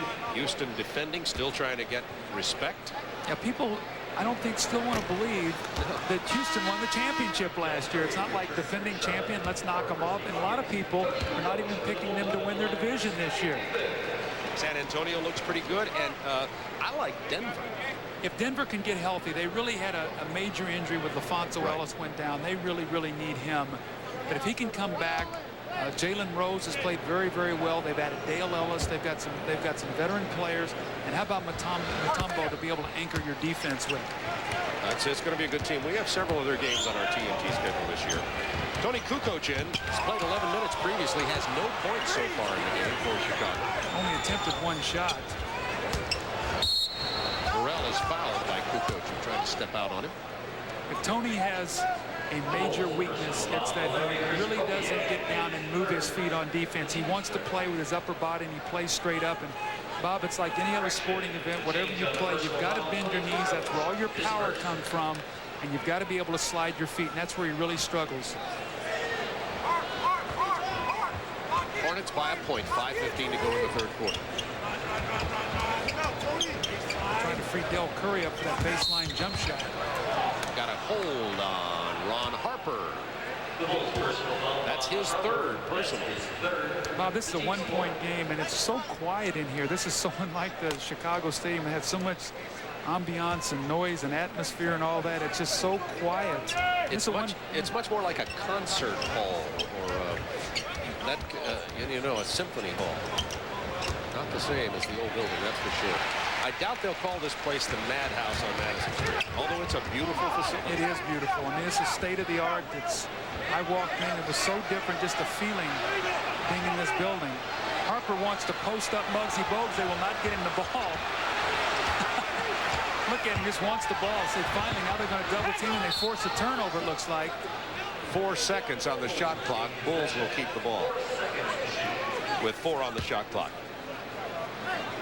You know, it's not easy for the Bulls if they really run through that triple post offense to just make quick adjustments. Harper finally gets the ball, misses the jump hook. Larry Johnson rebounds. Harper is 2 for 10 tonight. Now that's continuing his offensive struggle that he's had all preseason. And both of his baskets have been layups. Gaddison at center against Purdue. The motion passing game from Charlotte Hornets trying to free up their outside shooters. Shot clock winding down once again. Gaddison power move inside. See the clock running down. 4:08 to go in the third. Hornets by 3. See Gaddison coming off the bench with Parrish, Michael Adams, really, and Del Curry really gives them 4 veteran players now that they can go to for 82 games. That's going to really, really help them during the course of the year. Here's the Armstrong. Has it punched away by Bogues. It'll be Bulls ball with 4 seconds on the shot clock. Muggsy Bogues gets down and behind your knees defensively and buckles these fellas. I mean, it's hard to post him up, really, despite his height. And you know what's happened about the last 3 possessions? The Bulls have tried to take advantage of him inside, and they've got out of their offensive attack. The clock has worked against him now. This is the 4th straight possession, and BJ's trying to bail him out once again. And he missed that one. Yeah, I mean, teams better learn pretty soon. You can't post up Muggsy Bogues. He causes problems down there. Offensive foul. It's on Del Curry. That's his 3rd. Hornets by 3. Only 22 points total have been scored in this quarter with 3:35 remaining. Boy, Phil Jackson very animated, yelling at the guys to stop worrying about trying to post up Muggsy Bogues and just play basketball when in the framework of the offense. Very, very upset that time. That should be just a general rule. He's hard to post up. JoJo English missing from long range. Johnson goes down hard. Let's see if he's all right. JoJo English for 3. And the Bulls have tied it. Johnson went down with that bad back, and he's running down court relatively slowly now.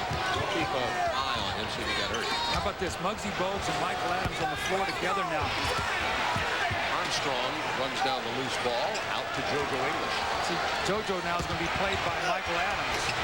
Kukoc with his first basket of this ball game. Only his 2nd shot. I think Alan Bristow really has to watch this team he has on the floor. Very small team. He doesn't get himself in trouble here. Tough. Michael Adams with a difficult double pump. That was a tough shot. I like Muggsy Bogues and Michael Adams in certain situations on the floor at the same time. It's okay if you don't get mismatched defensively. Kukoc for 3. He has struggled with that ever since he entered the league. Stoiak defensed well, misses the shot. It's tied at 61. Look at this, the shooters you got on the floor right now. Del Curry, Michael Adams. That's 11 rebounds for Purdue, but the turnover. Curry to Adams. Michael Adams is playing a sensational game tonight. Michael Adams has 14 points. Got that little running one-hander that see, you got to run out and play him at the 3-point line, and now he's able to get past you, and he's got that little running 1-foot shot that's so difficult to defend because he doesn't go all the way to the basket with it. He makes it about an 8-foot shot. It's one of the things the shortened 3-point line does is open up that lane for the penetration. Purdue missing from the baseline for Stoiak as it knocks out about off the hands of Larry Johnson. Chicago ball. Watch Michael Adams now. Watch this little running 1-foot shot. It's a tough shot to defend because Purdue, if you take one more dribble, will block that shot. The Magic and the Knicks this Thursday at 8 Eastern on TBS. For over 90 years, we've built a reputation for truck strength. Now we're adding a new dimension. even greater comfort. With a luxury of leather and a refined new interior, surrounded by all the strength you'd expect from GMC truck, which may be the greatest comfort of all. Hi, I'm Bridgette Cooper with this Comcast in the Fast Lane update. A lot of people are wondering what the future of cable television will be like on the information superhighway. Well, one thing that's coming around the corner is a concept called video on demand. Video on demand allows you to watch an exact program when you want to watch it. For example, you'll be able to call up almost any movie title at any given time. You then become your own program director as you select movies and other specials you want to watch. And the good news is that you'll only pay for what you watch. The cable service pay-per-view, which most Comcast customers currently receive, marked the beginning of video on demand. With pay-per-view, you get first-run movies and special events from the comfort and convenience of your own home. Comcast is developing new and exciting services such as video on demand as we strive to offer you greater choice and convenience. Stay tuned.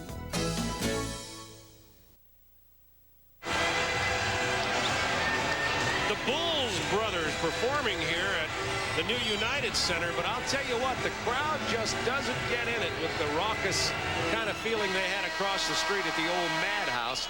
It may be because the place is so pretty, people don't want to be rowdy. Very comfortable in here. You can sit back and get a little lazy if you're not careful, especially if there's not a lot of action to cheer. And right now, the Bulls have not been crisp for most of this game. A lot of turnovers. Last year, the Bulls averaged only 15 turnovers a game. Tonight they have 21 already, and we only have a minute 39 remaining in the third quarter. So they're looking at possibly a 30 turnover night. If they can win this game turning the ball over like that, it would be a very positive thing. Greg Foster, Steve Kerr check in for Chicago, along with JoJo English, Pippen, and Kukoc. Adams and Bogues remain on the floor for Charlotte with Gaddison, Del Curry, and Larry Johnson. Steve Kerr.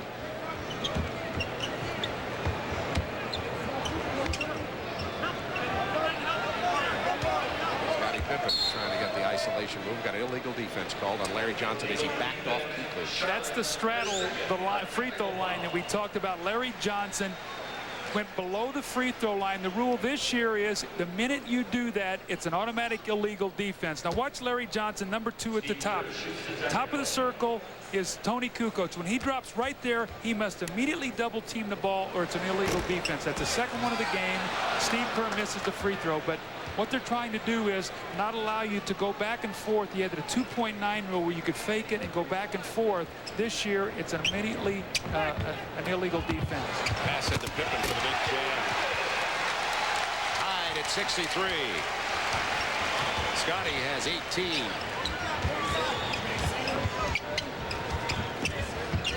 JoJo English trying to keep up with Michael Adams. Kerr doing likewise with Bogues. 10 to shoot. Pippen matched against Curry, tried to take away his outside shot. This is a tough matchup here for Tony Kukoc now. 3 to shoot. 2 would have counted.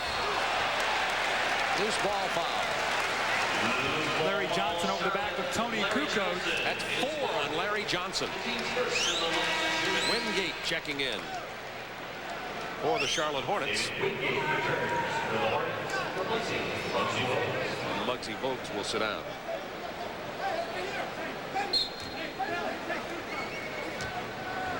Tied at 63. Opening telecast on TNT, the 94-95 season. Foster to Kerr, had it partially blocked by Michael Adams. See, when you have players like Steve Kerr and John Paxson, not so much B.J. Armstrong anymore, but you really need creative players on the floor that can free some space up to get those guys their shots. JoJo English with elevation, didn't get it to drop, and Wingate off to Adams. Look at that knifing pass to Curry. No one protected the backcourt. JoJo English took the shot, and Steve Kerr must rotate back. He did not get there. Del Curry, the recipient of the fast break, to put him up by 2. 30 seconds to go in the third quarter. Kukoc.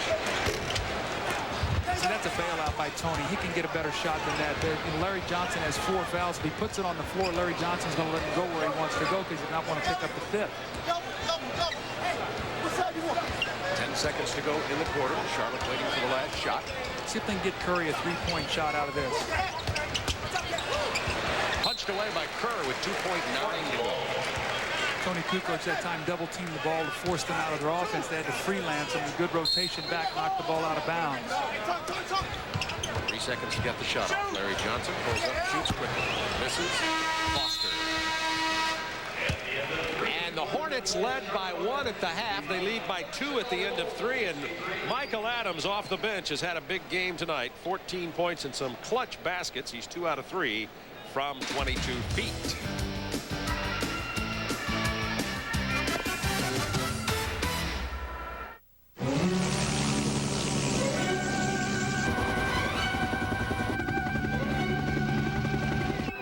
Dear Diary, today it's sunny and noisy.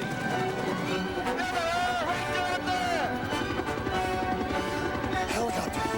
Iggy! A helicopter! We're saved! We're saved! We're saved! We're saved!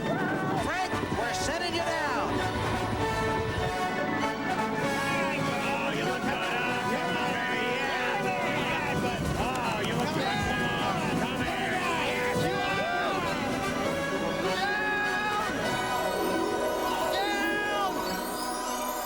Hey, what are you looking at? For the great taste that won't fill you up and never let you down, make it a Bud Light.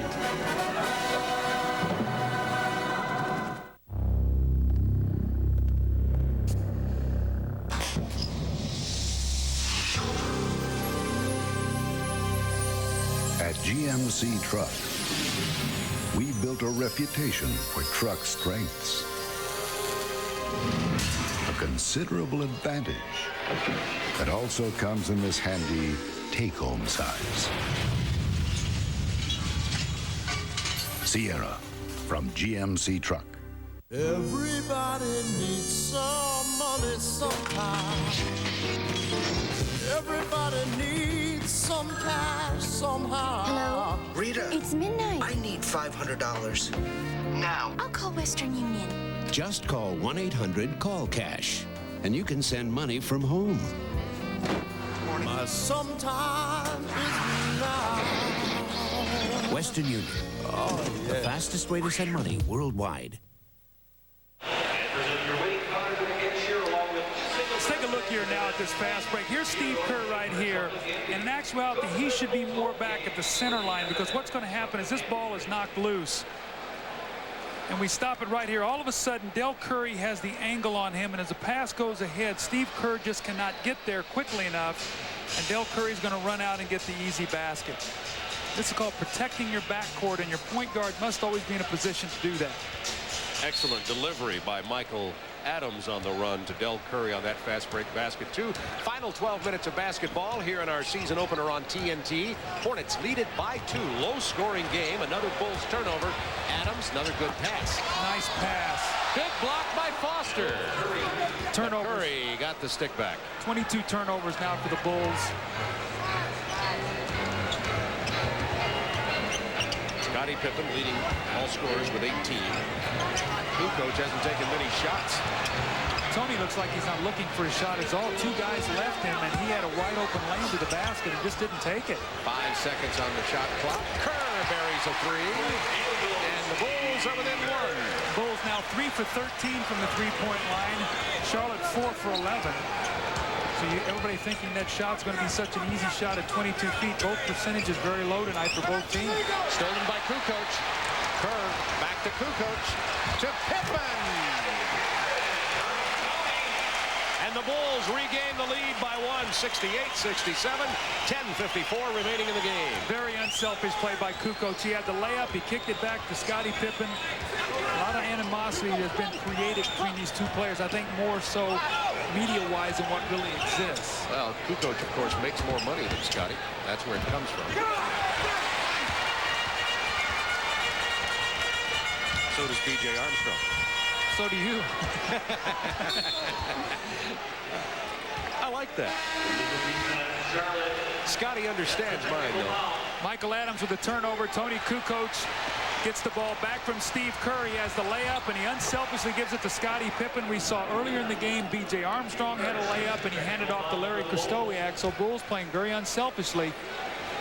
Steve Kerr will be shooting a technical free throw here. He missed the first one on the illegal defense. He gets this one to go.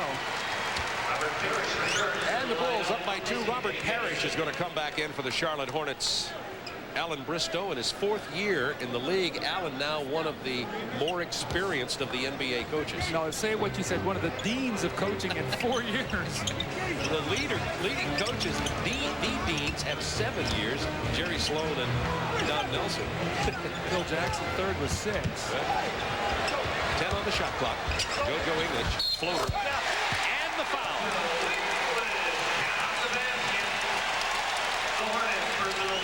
Del Curry rotates out against JoJo English, and he runs straight at him. Watch him run straight up, and he just goes for a little fake, and then he compounds it by bumping him, giving him a 3-point play opportunity. Bob, when you run at shooters, you've got to run at him with the idea that I'm going to force him left, which is what he did, but you've got to contain them. And that time, Del Curry stood straight up, and when he did, he allowed JoJo English to penetrate right into the lane and pull up and get the easy jumper.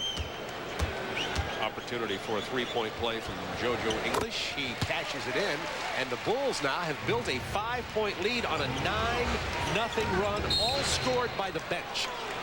Well, the bench was suspect in the first half when they only shot 2 for 13, or excuse me, 3 for 12. They have provided a nice lift off the bench, mostly JoJo English. So they have been very high on this young man for the last couple of years. Here's a chance for him to step in and really play well. The foul is on Foster. Larry Johnson hard to the hoop. Lutz, the guy who kept it alive, however, it went out of bounds and will belong to the Charlotte Hornets. Oh, the difference in this Charlotte team without Alonzo Mourning. Well, they can't rebound, they can't get any second shots, and they can't patrol the lane to block any shots inside. So you look up, they're trailing by only 5, and they've been just murdered on the offensive boards. 9:50 to go in this game. Burrell back in. Larry Johnson, he's pinned underneath the hoop, can't get a shot away. They're giving the ball to Chicago. Larry Johnson wanted to hear a whistle, didn't. Larry's playing with 4 himself, by the way. If you notice Larry Johnson around the basket, he used to have such power. He still has the power, but he doesn't have the lift. So what he does, he changes a lot of shots and corkscrews them around the basket. That time, Scottie Pippen with a great little reach-in move to knock it away. Pippen whirling dervish. Larry Johnson, tough defensive rebound there. Here comes Michael Adams on the run, looking for an opening. Finding it.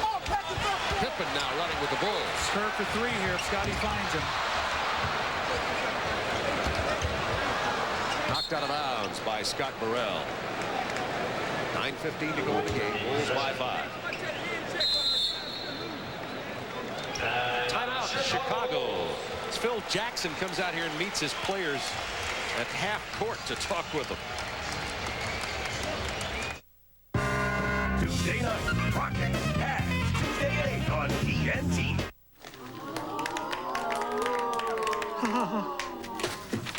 It's been our observation that people don't necessarily like the idea of getting older. It's a gut be gone. Roy just loves his. In which case, we have a suggestion. Ta-da! Now make a wish, A 175 horsepower fountain of youth. The 94 Isuzu Rodeo. Practically amazing. Only I can make my game better. It's my name on the jersey. And my game is my responsibility. Your education is your responsibility. The ball's in your court. Get an attitude, a positive one. Put the time into your homework. Attend your classes. And raise your hand once in a while. I know what you're thinking. It's a lot easier to shoot a ball than to study for a test. But at least I know the capital of Montana and the temperature water freezes. Stay in school. It's your best move. Oh, Helena and 32 degrees Fahrenheit. Three-pointer! Count it! Yeah, milk and honey! Butters. It's like rain. It's always coming down. Just a reminder. If you don't know, you better ask somebody. If you're talking basketball, Foot Locker knows exactly where you're coming from. Wherever that is. Foot Locker. Where it all begins. Come on, let's go again. Phil Jackson with a tough job on his hands trying to get this Bulls team to remain as good as they were with the championship years with much less players. Alan Bristow just hoping that the injuries heal this year. We said that both of those players, or those coaches, are two of the more veteran coaches in the NBA, and there are the coaches with the longest tenure: Don Nelson, Jerry Sloan, Chris Ford with 5 years. Well, Alan Bristow needs Alonzo Mourning back. The Charlotte's being out-rebounded by 12. They only have one block shot, and that one block shot is by Michael Adams. JoJo English with the beautiful steal and all the way, and he draws the foul. JoJo English playing very, very well, aggressively taking the ball to the basket. And one thing he can do is he can make some outside jump shots. Del Curry, 1-on-2, tries to take the ball behind his back. He's picked by JoJo English, who then takes it the other way and draws the foul, so he'll go to the line to shoot 2. Bulls by 5, 9:03 remaining in this game.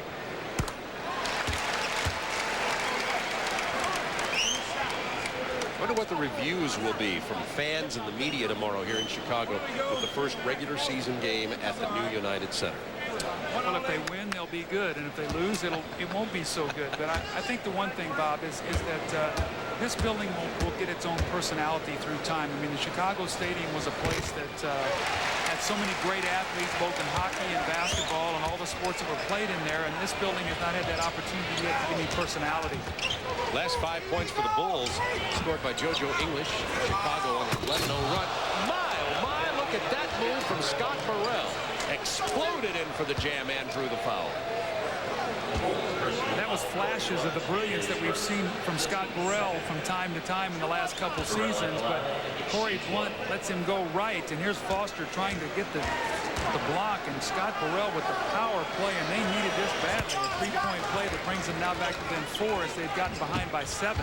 Full court pressure from the Hornets. They bothered the Bulls earlier with this. But all-court player Scottie Pippen can come out and solve that about any time he can get the ball in his hands. The Bulls really spreading the floor here offensively. Look for Steve Kerr to try to come off the screen. That's a 4th shot by English. Corey Blunt, big offensive rebound. The reverse doesn't fall. Ball belongs to Chicago. Just can't get a rebound, Bob. That's going to be the disaster as we see New York beat Boston by 13.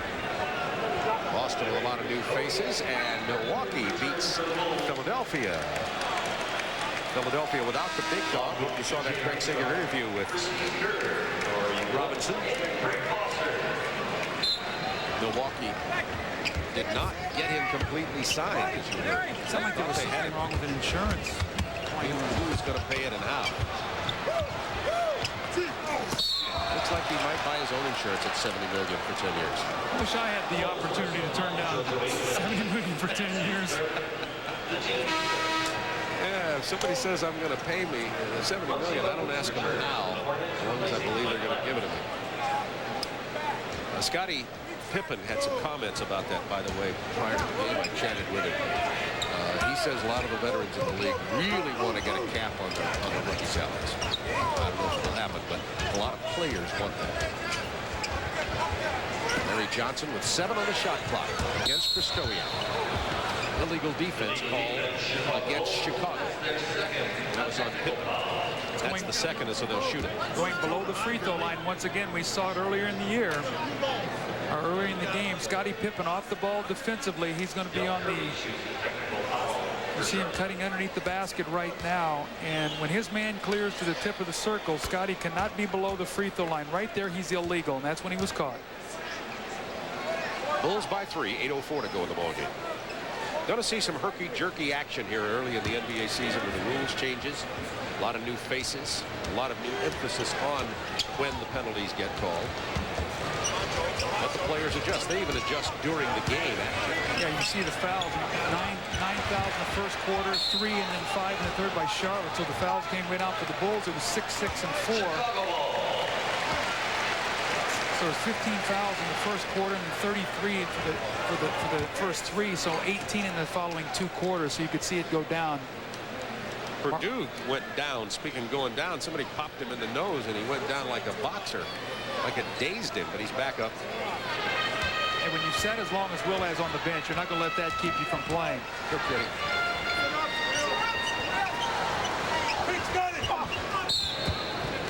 It's an offensive foul on Will Perdue. He moved on the screen. Again, the emphasis on screening and setting good screens this year is going to be watched. We've already seen about 3 illegal screens called tonight.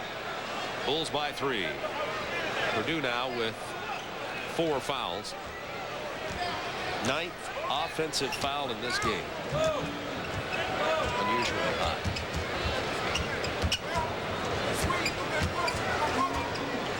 10 to shoot for the Hornets. Larry Johnson has it stripped by Krzysztofiak, but the foul will be called. And that will be his 3rd.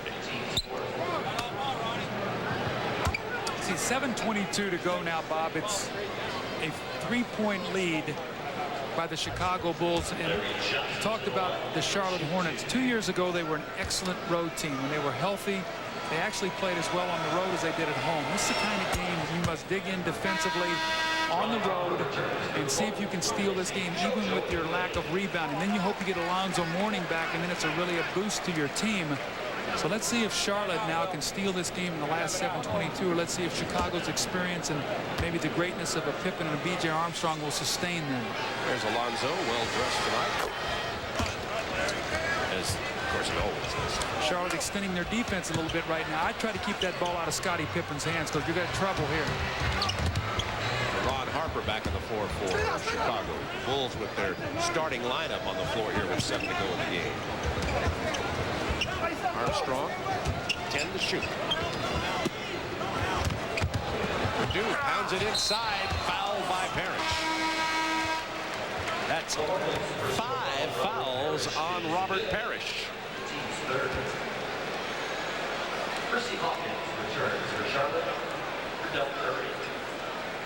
So Robert Parrish in foul trouble here. He has only 5 points tonight, too. I really look for Chicago to try to free up B.J. Armstrong in the last 7 minutes. He's only taken 7 shots in the game, has 8 points, and again had his career high against Muggsy Bogues last year, 28 points the first game this season. Let's see if they try to free him up. Normally he and Pippen will be the 2 guys that will try to carry them in the last 6-7 minutes now with Michael not here. Let's stop the action and award the ball to Will Perdue. He hit both free throws. Has 10 points and 11 rebounds in this game. Parrish has only 5 points, 5 turnovers, and 5 fouls. Perdue has played well here tonight. Bulls are up by 3. Larry Johnson isolating in against Krzysztofiak. Those fadeaway jumper last year was deadly with that. Caught by Pippen. That's not offensive basket interference. Krzysztofiak had it blocked by Parrish or Larry Johnson. Johnson doesn't know Armstrong's coming. See, that's where you slow down. Larry Johnson was going to gather himself to dunk the ball, and that's where you got to go strong because you know the defense is coming in behind you. So it's a great foul by B.J. Armstrong. Krzysztofiak sneaks behind the defense, but Robert Parrish comes over and gets the block, and then the good outlet pass, he throws ahead. Scotty Burrell, once he gets the outlet pass, goes to Larry Johnson. You see him sort of Cadillacing it in there to get the dunk, and B.J. Armstrong not allowing it. Now remember, he's been hurt. He had only 2 practices. Larry Johnson is not in great condition, and you can really see it there. And I agree with you completely. It's like he was gathering himself to get enough lift to be able to finish that shot. 13 points, 5 boards in this ball game, and he's definitely his activity and his efficiency has definitely declined from the first quarter. Well, let's see if Kenny Gaddison will be in for the finish also too. When I talked to Alan Bristow today, he said I got to get 96 minutes out of Larry Johnson, Parrish, and Gaddison. I don't know if I can do that or not. Looks like Larry Johnson's starting to limp a little bit. He's played 28 minutes tonight. Yeah, and Scottie Pippen just left the floor and went to the locker room. We'll find out why in just a moment. Pippen off the floor, Kukoc on there. 8 on the shot clock for Chicago. Harper pretty move inside. 6 minutes to go in the game. The Bulls by 3.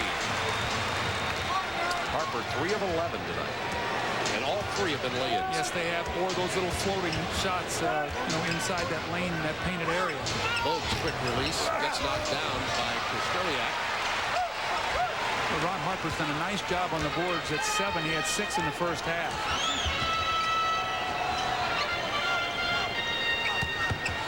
Armstrong from Purdue. I think they're going to go to B.J. Armstrong.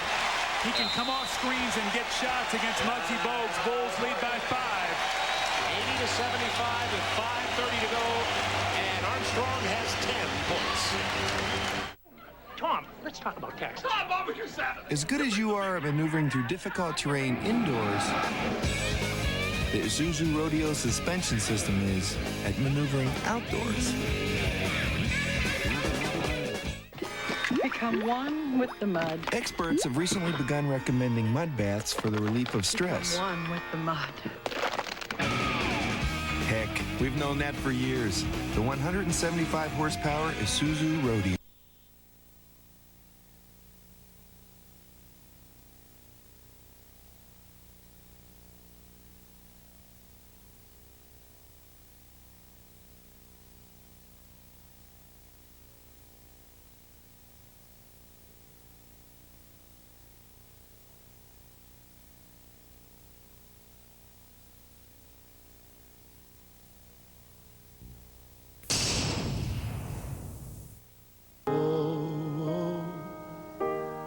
Every time we say goodbye.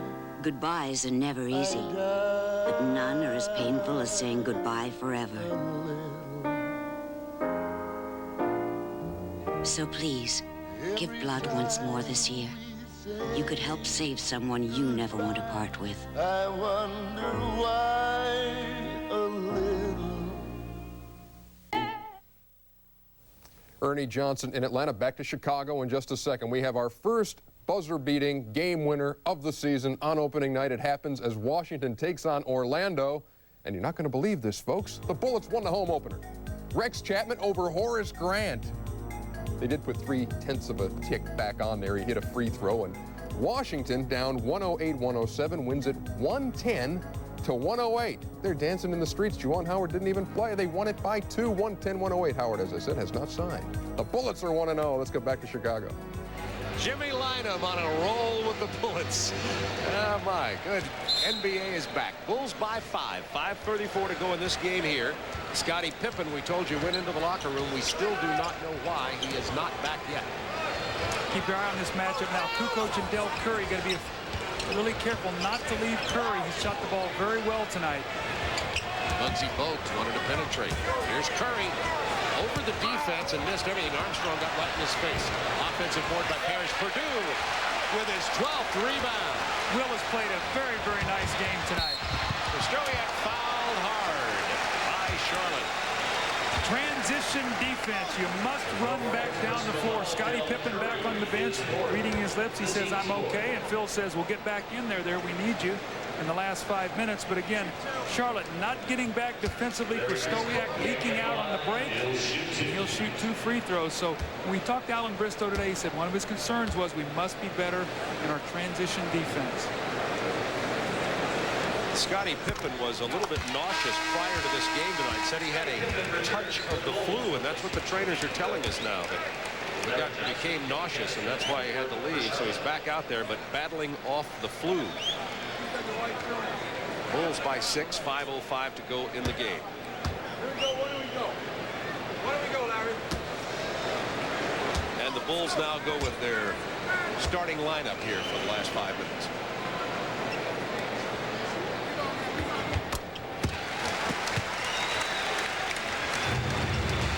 By 7. Larry Johnson really limping right now. Bobby looking him out on the floor. You know he's tired, and he hit the floor really hard in the second quarter. He may have bruised something also. Stowiak with the steal for Chicago off the bad Del Curry pass. And Larry Johnson can barely run down the floor. He looks like he's limping on that bad leg. Remember, he was hurt. They thought he had a stress fracture, and it turned out to be just a strain. Larry Johnson only has 1 field goal in this half, so conditioning is a major factor. Harper here trying to post against Hersey Hawkins. Missing the jump hook. Purdue gets the ball, but is called for the the loose ball foul. And that'll be 5 on Purdue. Parrish also carrying 5.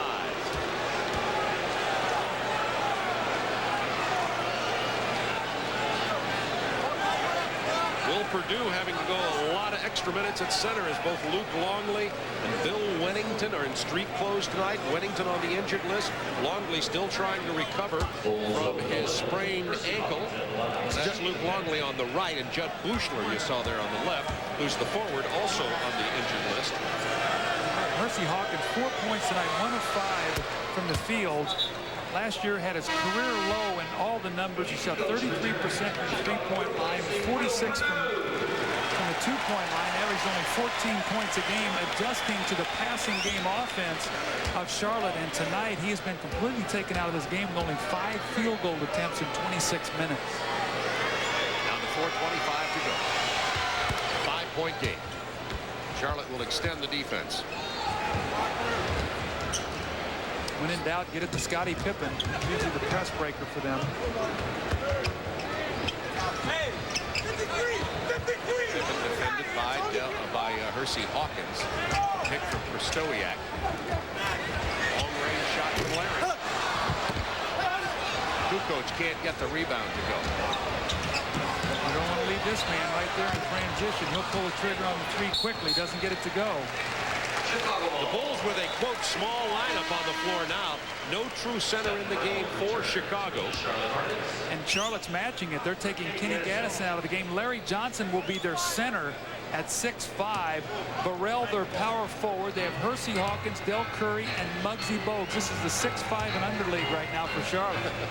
Charlotte's been on a power outing. No field goal in the last 5 minutes. Oh, man. Scottie Pippen just got wrestled by Larry Johnson. No call. They gave the turnover to Pippen instead of him drawing the foul. Yeah, you had insult to injury there. Not only you get the no foul, but you get, it's three-pointer. You got a technical foul. And remember, there's a 3-second violation. But remember, it gives me a chance to point this out. This year, if a three-point shooter is fouled, he gets 3 free throw attempts. We've seen every other rule tonight. We might as well go with that. It looks like Indiana with a close win over Atlanta. Atlanta trailed most of that game, came back to make it close. Is that the Omni in Atlanta? And 48 turnovers in this game tonight.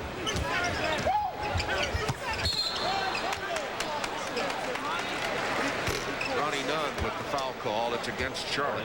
That's on Del Curry, his 5th. Hey, Bob, these new rules are supposed to open up the offense. I mean, Charlotte last year averaged 107 points a game. They have 77 points with 3.5 minutes to go. The Bulls have only 82. Neither team able to get into any kind of rhythm, nor either team able to really run the floor well tonight. One reason Charlotte can is they don't defensively rebound. Charlotte has not rebounded, and the Bulls have turned the ball over, but the problem is Charlotte's compounded that now. They have almost equaled the Bulls with turnovers. They now have 23, the Bulls 25. So early in the game when they were able to get their lead, they were taking advantage of the Bulls' turnovers, even though they weren't rebounding the ball. Now Blunt and Foster come in as the Bulls get a little bigger up front. So it'll be Blunt, Foster, Prostowiak. And the Bulls are very confused. They don't know who's supposed to be where on the floor. And Kukoc now goes to the bench. So let's get it straight for you. Harper and Armstrong are the guards. Pippen. Tony mumbling all the way to not happy. He's been taken out twice now in this 4th quarter. And Blunt and Foster are big up front. You got Greg Foster playing Scott Burrell. Let's see if they can isolate him at the top of the circle. Let him work against Foster. Foster could not play him defensively. Foul away from the ball. It's on Harper. That's his 4th. 3:16 to go in the game. And yes, it is a low-scoring game. 83-77. It's the game of adjustment here tonight. Coming up right after this, we'll be going live to Yokohama, Japan for tonight's ball game with the Clippers and the Trailblazers. Montour and Hubie Brown will have that for you right after this ball game. And someone said it's in Yokohama, which is I was talking to somebody here in Chicago today. I said, now Yokohama's right near Tokyo. And I said, yeah, it's to Tokyo as Gary, Indiana is to Chicago. Okay. Seems like Phil Jackson right now is going offensive, defensive substitutions. Now with the Bulls having the ball again, he's coming in with Prostowiak and Kukoc. So if they stop the play again, he'll probably come back in with Foster and Corey Blunt defensively. Dickie Simpkins has not played much tonight, and people were really raving about how well he had played in the exhibition season. And I thought he played rather well in the few minutes he did get. He's a big body at 6'10" and 250. Charlotte's last 9 points have come from the free throw line. But it's nevertheless only a 4-point game. Plenty of time left.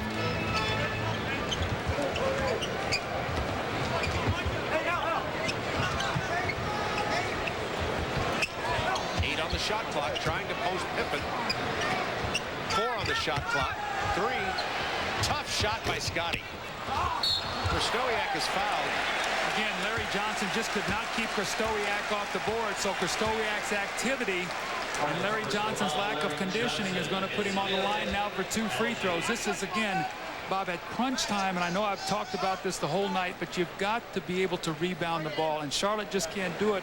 Alan Bristow's gone with a small lineup right now with Burrell as your power forward, Larry Johnson as your center. And they've got to clean up the backboard. You get a good stop, and you make them use 24 seconds, and you give them an offensive rebound. You see that Larry has 5 personal fouls. Alan Bristow said it very well today earlier to me. He says, I told Larry Johnson that at this point in time, with his injury, with his lack of condition, he's got to consider himself an average player. He cannot expect himself to be an NBA All-Star player at this point in the season because he's not in that kind of shape yet. And we're seeing an average night. And maybe in some cases below average from Larry Johnson. Well, it's so very hard once you've played at a certain level to accept that. And I'm sure from Larry Johnson, he hopes that he can regain his complete ability. If he can do that with Mourning with the additions, Charlotte can contend. But right now with him hobbling and you can see him limping up and down the floor, this is going to be a team that will be very suspect inside. Bulls by 6, 2:45 remaining. Here's the isolation that I talked about with Burrell this time against Blunt. Larry Johnson, he splits through 3 defenders. Pippen with a big rebound.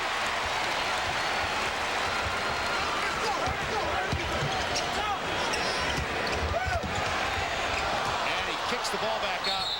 Armstrong tried to call a 20, and they didn't give it to him. I remember last year, a lot of players flying out of bounds with the ball would try to call the 20 and get it. They're not going to give it to them this year. Well, I like that because that was a possible change of possession. BJ had no place to go.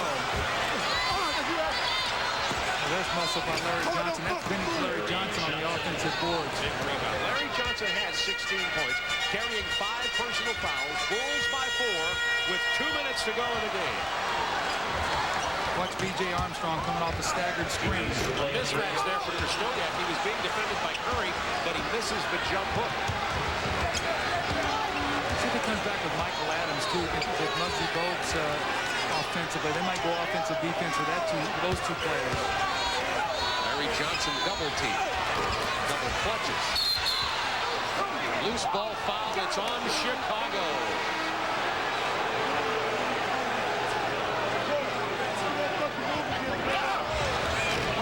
Larry Johnson with the offensive rebound in the left hand. He comes back, goes up strong, and gets the score. Larry Johnson will go to the free throw line as that foul was on Ron Harper, who now has 5. We're talking about Larry Johnson's conditioning. You can't talk about the condition of his heart tonight. No, not at all. Battler. And I think this is a great timeout by Alan Bristow. He needs these 2 free throws, and Larry Johnson completely out of breath, not ready to shoot them. From Eureka, vacs so powerful they've earned the Corvette name. Corvette hand vac with powered brush roll.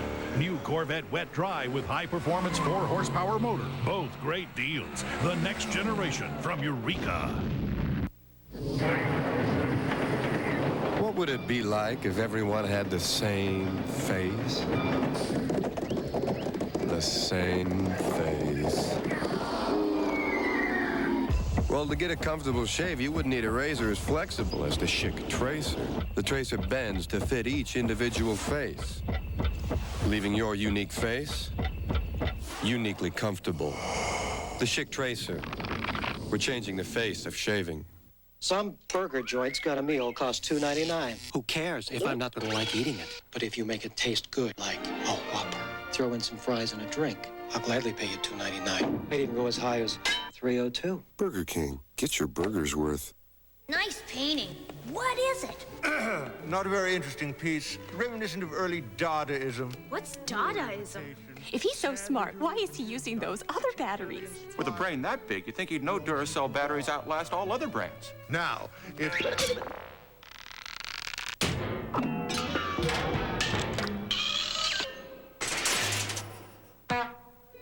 You're right, Mom. The museum can be fun. The Copper Top. Tops them all.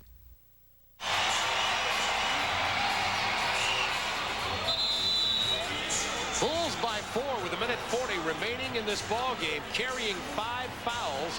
Larry Johnson, Parrish, Curry for the Hornets, Purdue and Harper for the Chicago Bulls with 1:40 to go, and the Bulls up by 4.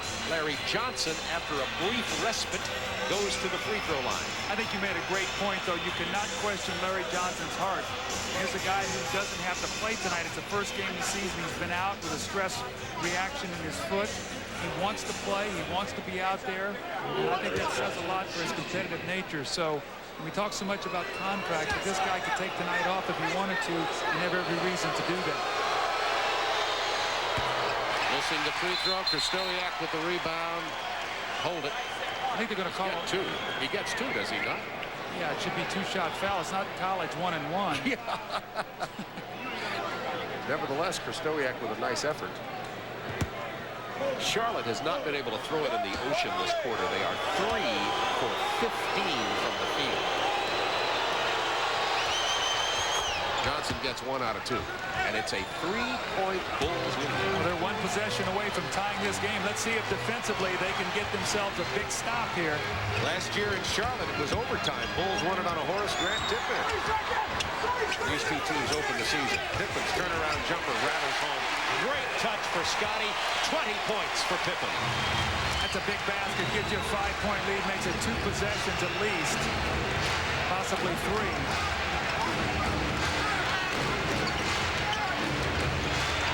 Bogues darting about, looking for an opening. Finds Morrell. Misses from long range. B.J. Armstrong, big rebound. Outlet to Ron Harper. 1 minute remaining. Bulls up by 5. Armstrong with instructions to Kukoc. Armstrong with 7 on the shot clock. Wave it off. Loose ball foul. Wingate was pulled down by Harper, and that'll throw him out of the game. That's 6 for Ron Harper. Big effort tonight for Harper, particularly rebounding in his debut with the Chicago Bulls, but he's had trouble scoring. It's a loose ball foul. We're going to keep our eye on Ron Harper as he flashes it underneath. Well, it looked like to me that Wingate was just falling down there. Ron Harper upset. That would have sealed the ball game with 49 seconds to go. Instead, it gives Charlotte new life. If Wingate can make both of these free throws, they're once again 1 possession down. Harper, as I said, good effort tonight, was 3 of 12 as Wingate misses a big free throw. Here's a look at that controversial call again. Now keep your eye on Wingate and the defense in the purple. He just fell down. He just fell down, and Ronnie Nunn, I think, got a little confused, thinking Harper hooked him. For this final 49.2 seconds, Purdue has checked back in for the Bulls, and Parrish is on the floor for the Charlotte Hornets. Wingate gets 1 out of 2.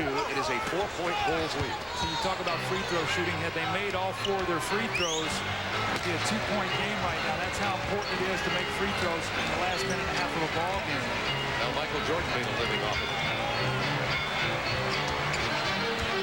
10 to shoot. Pippen splits the defense, loses the ball. Belongs to Charlotte. 31.3 seconds in the game. Hornets timeout. 27 turnovers in this opener.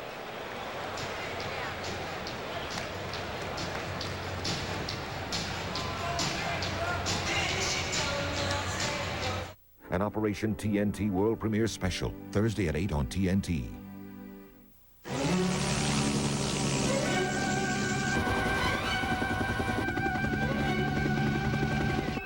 Dear Diary, today it's sunny and noisy.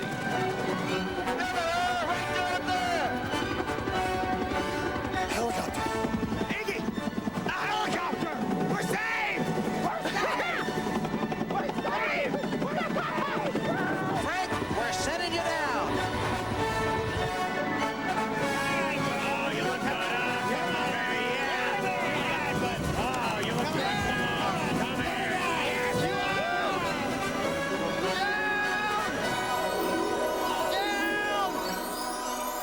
Hey, what are you looking at? For the great taste that won't fill you up and never let you down, make it a Bud Light.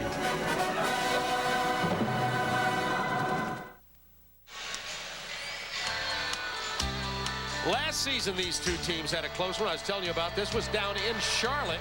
Horace Grant with that tip in with 2 seconds left in overtime, and the Bulls won at 124-123. And here tonight, these teams have scored 30 points less each in this game with a new offensive explosion.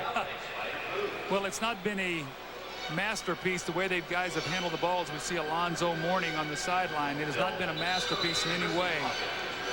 And this is one of those teams, whoever wins is going to survive this. Here's the story of the game, what's remaining. Hornets have no 20s, no fouls to give, and only one full time. Bulls have 3 with 120 also and no fouls to give. Both teams in the penalties. It's a 4-point spread with 31.3 remaining. Charlotte's Muggsy Bogues keys the action. They'd like to get a quick shot here to get 2 for 1. I'm surprised Michael Adams is not on the floor right now. Better 3-point shooter. Curry right in the face. Pippen causing to change his shot, and then Kukoc got in the face of Burrell. The foul on Charlotte. Outstanding Bulls defense. With 31 seconds to go, I just don't think you need a 3-point shot there. I mean, you need 2 points. Right. And then maybe you foul. What you do is you try to get the 3. And if you miss it, basically the game is over. So I've always been an advocate of getting the quick 2, getting something going to the basket, make it a 2-point game. If you foul, they make 1 of 2. Now a 3-pointer still ties the game for you. Larry Johnson fouls out on that play with 17 points, 8 rebounds. He was only 6 of 17 from the floor, but a Herculean effort for a man who had only 2 practices because he had that stress reaction in his foot that they had earlier thought was a stress fracture. And he has to sit down with 6 fouls. Ron Harper earlier fouled out for Chicago.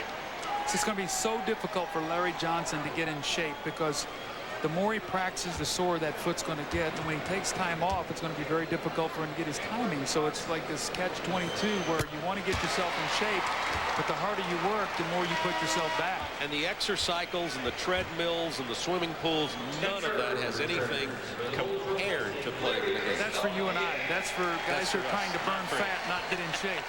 Speaking of that, you are a lean, mean fighting machine here to open this NBA Yeah, well, season. I'm just trying to get in shape for you, Bob. That's all. I'm pumping up. I'm lifting weight. You're slimming down. I don't know. I may be able to force you off the post. There's no question. I will not get near the post. We have 15 seconds remaining in this one, and the Bulls have it wrapped up. Curry launches a prayer of a 3. Pippen appropriately comes away with the ball. Scottie Pippen has exhibited the leadership that the Bulls need from him in this game, and Chicago opens their season with a win here in their first ever regular season game at the new United Center, 89-83, and Scottie Pippen, 22 points, 6 rebounds, and 3 assists, stepped in here tonight and did a great job of leading these Chicago Bulls to the win tonight. Scotty's going to join us tableside here at the United Center.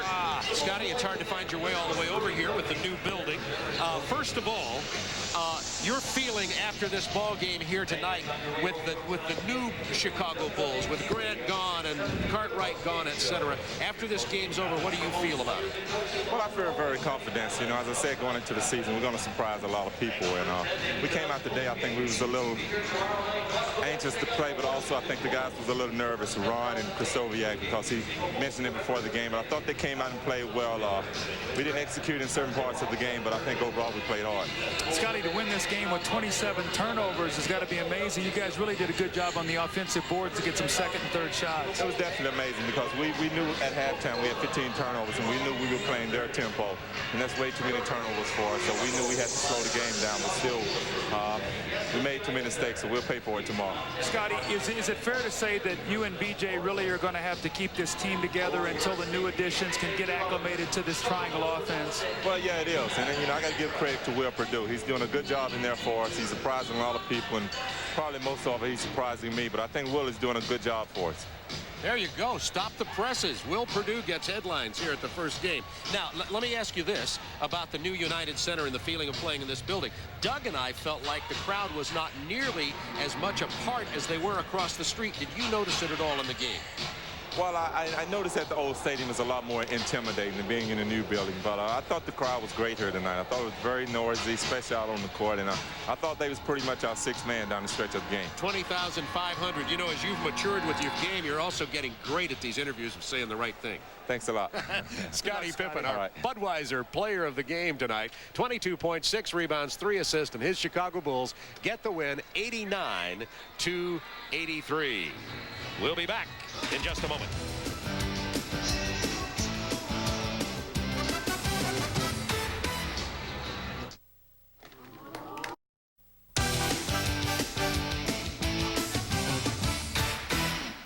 All right, Ernie Johnson back at you from our Atlanta studio. Chicago's 89-83 win over Charlotte, one of 6 finals so far on opening night.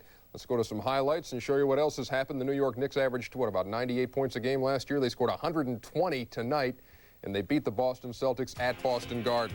Eric Montross, the big Boston rookie, had 9 points in his NBA debut. That's off the glass for a couple. Dominique Wilkins, another newcomer wearing the green and white. He had 25 points but did not have a good shooting night. Knicks ran away with this thing.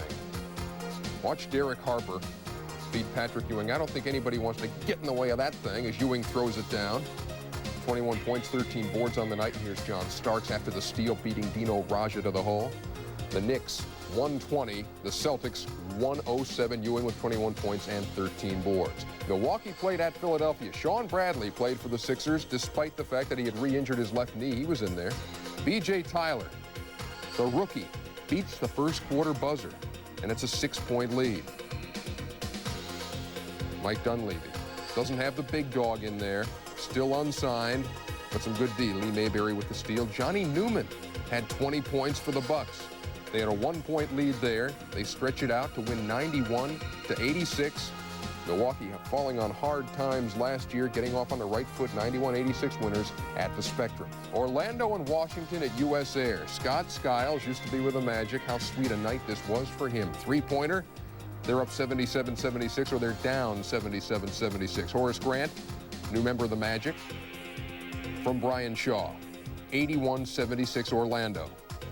Then they're down 97-95 until Shaq puts it right in George Murason's face. We're tied at 97. It's 108-107 Magic, time running out. Rex Chapman for the game over Horace Grant. Boy, a year ago, Horace Grant was the hero as Chicago beat Charlotte.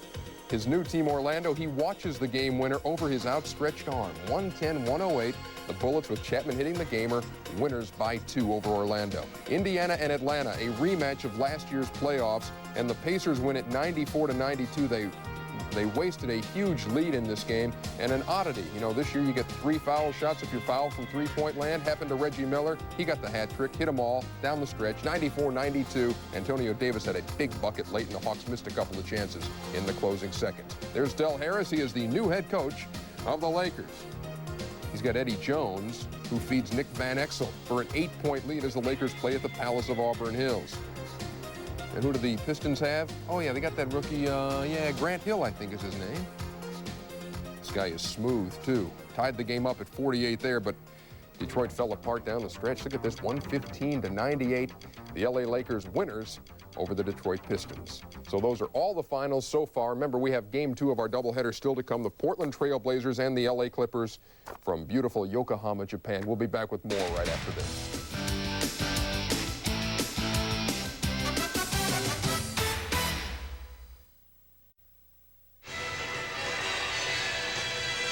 The Chicago Bulls get their season opener win here at the new United Center, 89-83. Scottie Pippen had 22 points, Krzysztofiak 14, Armstrong 12, and Will Purdue with 10 points had a game-high 12 rebounds, and the Bulls really out-rebounded Charlotte all along. Charlotte couldn't throw it in the ocean from the floor in the fourth quarter. Certainly they missed Alonzo Mourning in this ball game.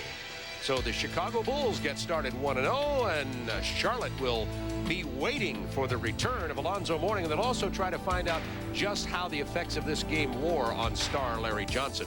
NBA action continues next with Game 2 of our opening night doubleheader, where the Portland Trail Blazers take on the Los Angeles Clippers from Yokohama, Japan. For Doug Collins, this is Bob Neal saying goodbye from the United Center in Chicago.